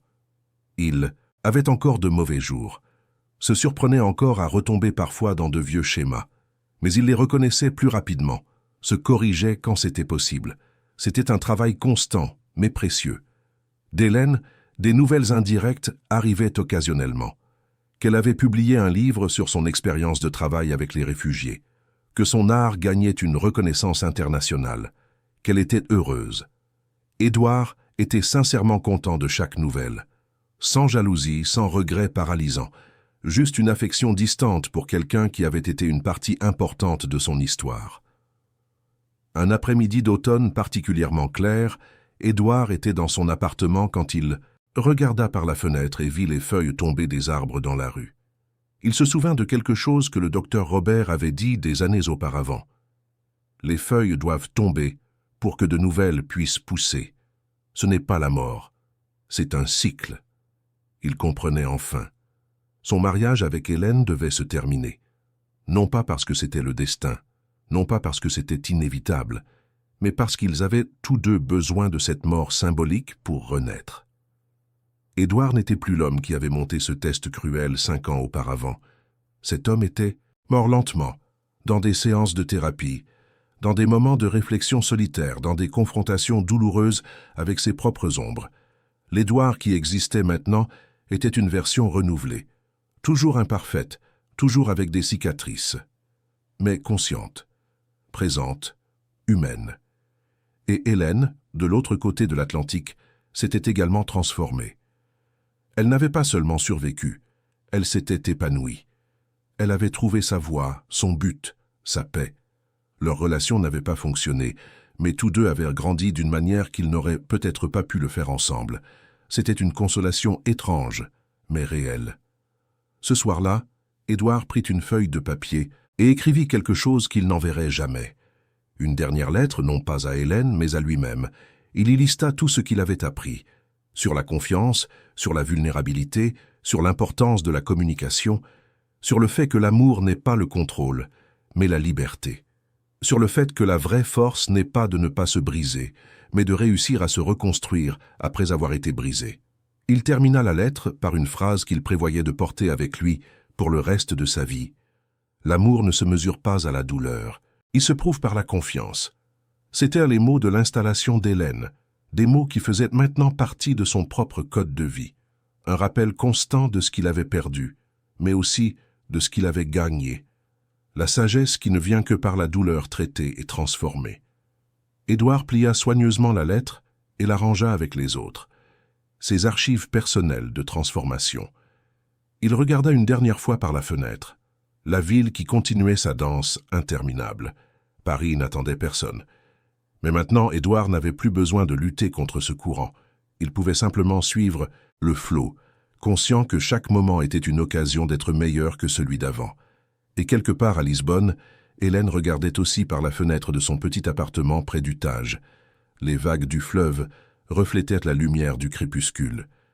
Elle se sourit, pensant à la façon étrange dont la vie nous mène exactement là où nous devons être. Le passé était le passé. L'avenir était incertain. Mais le présent, ce moment exact, lui appartenait. Et c'était suffisant.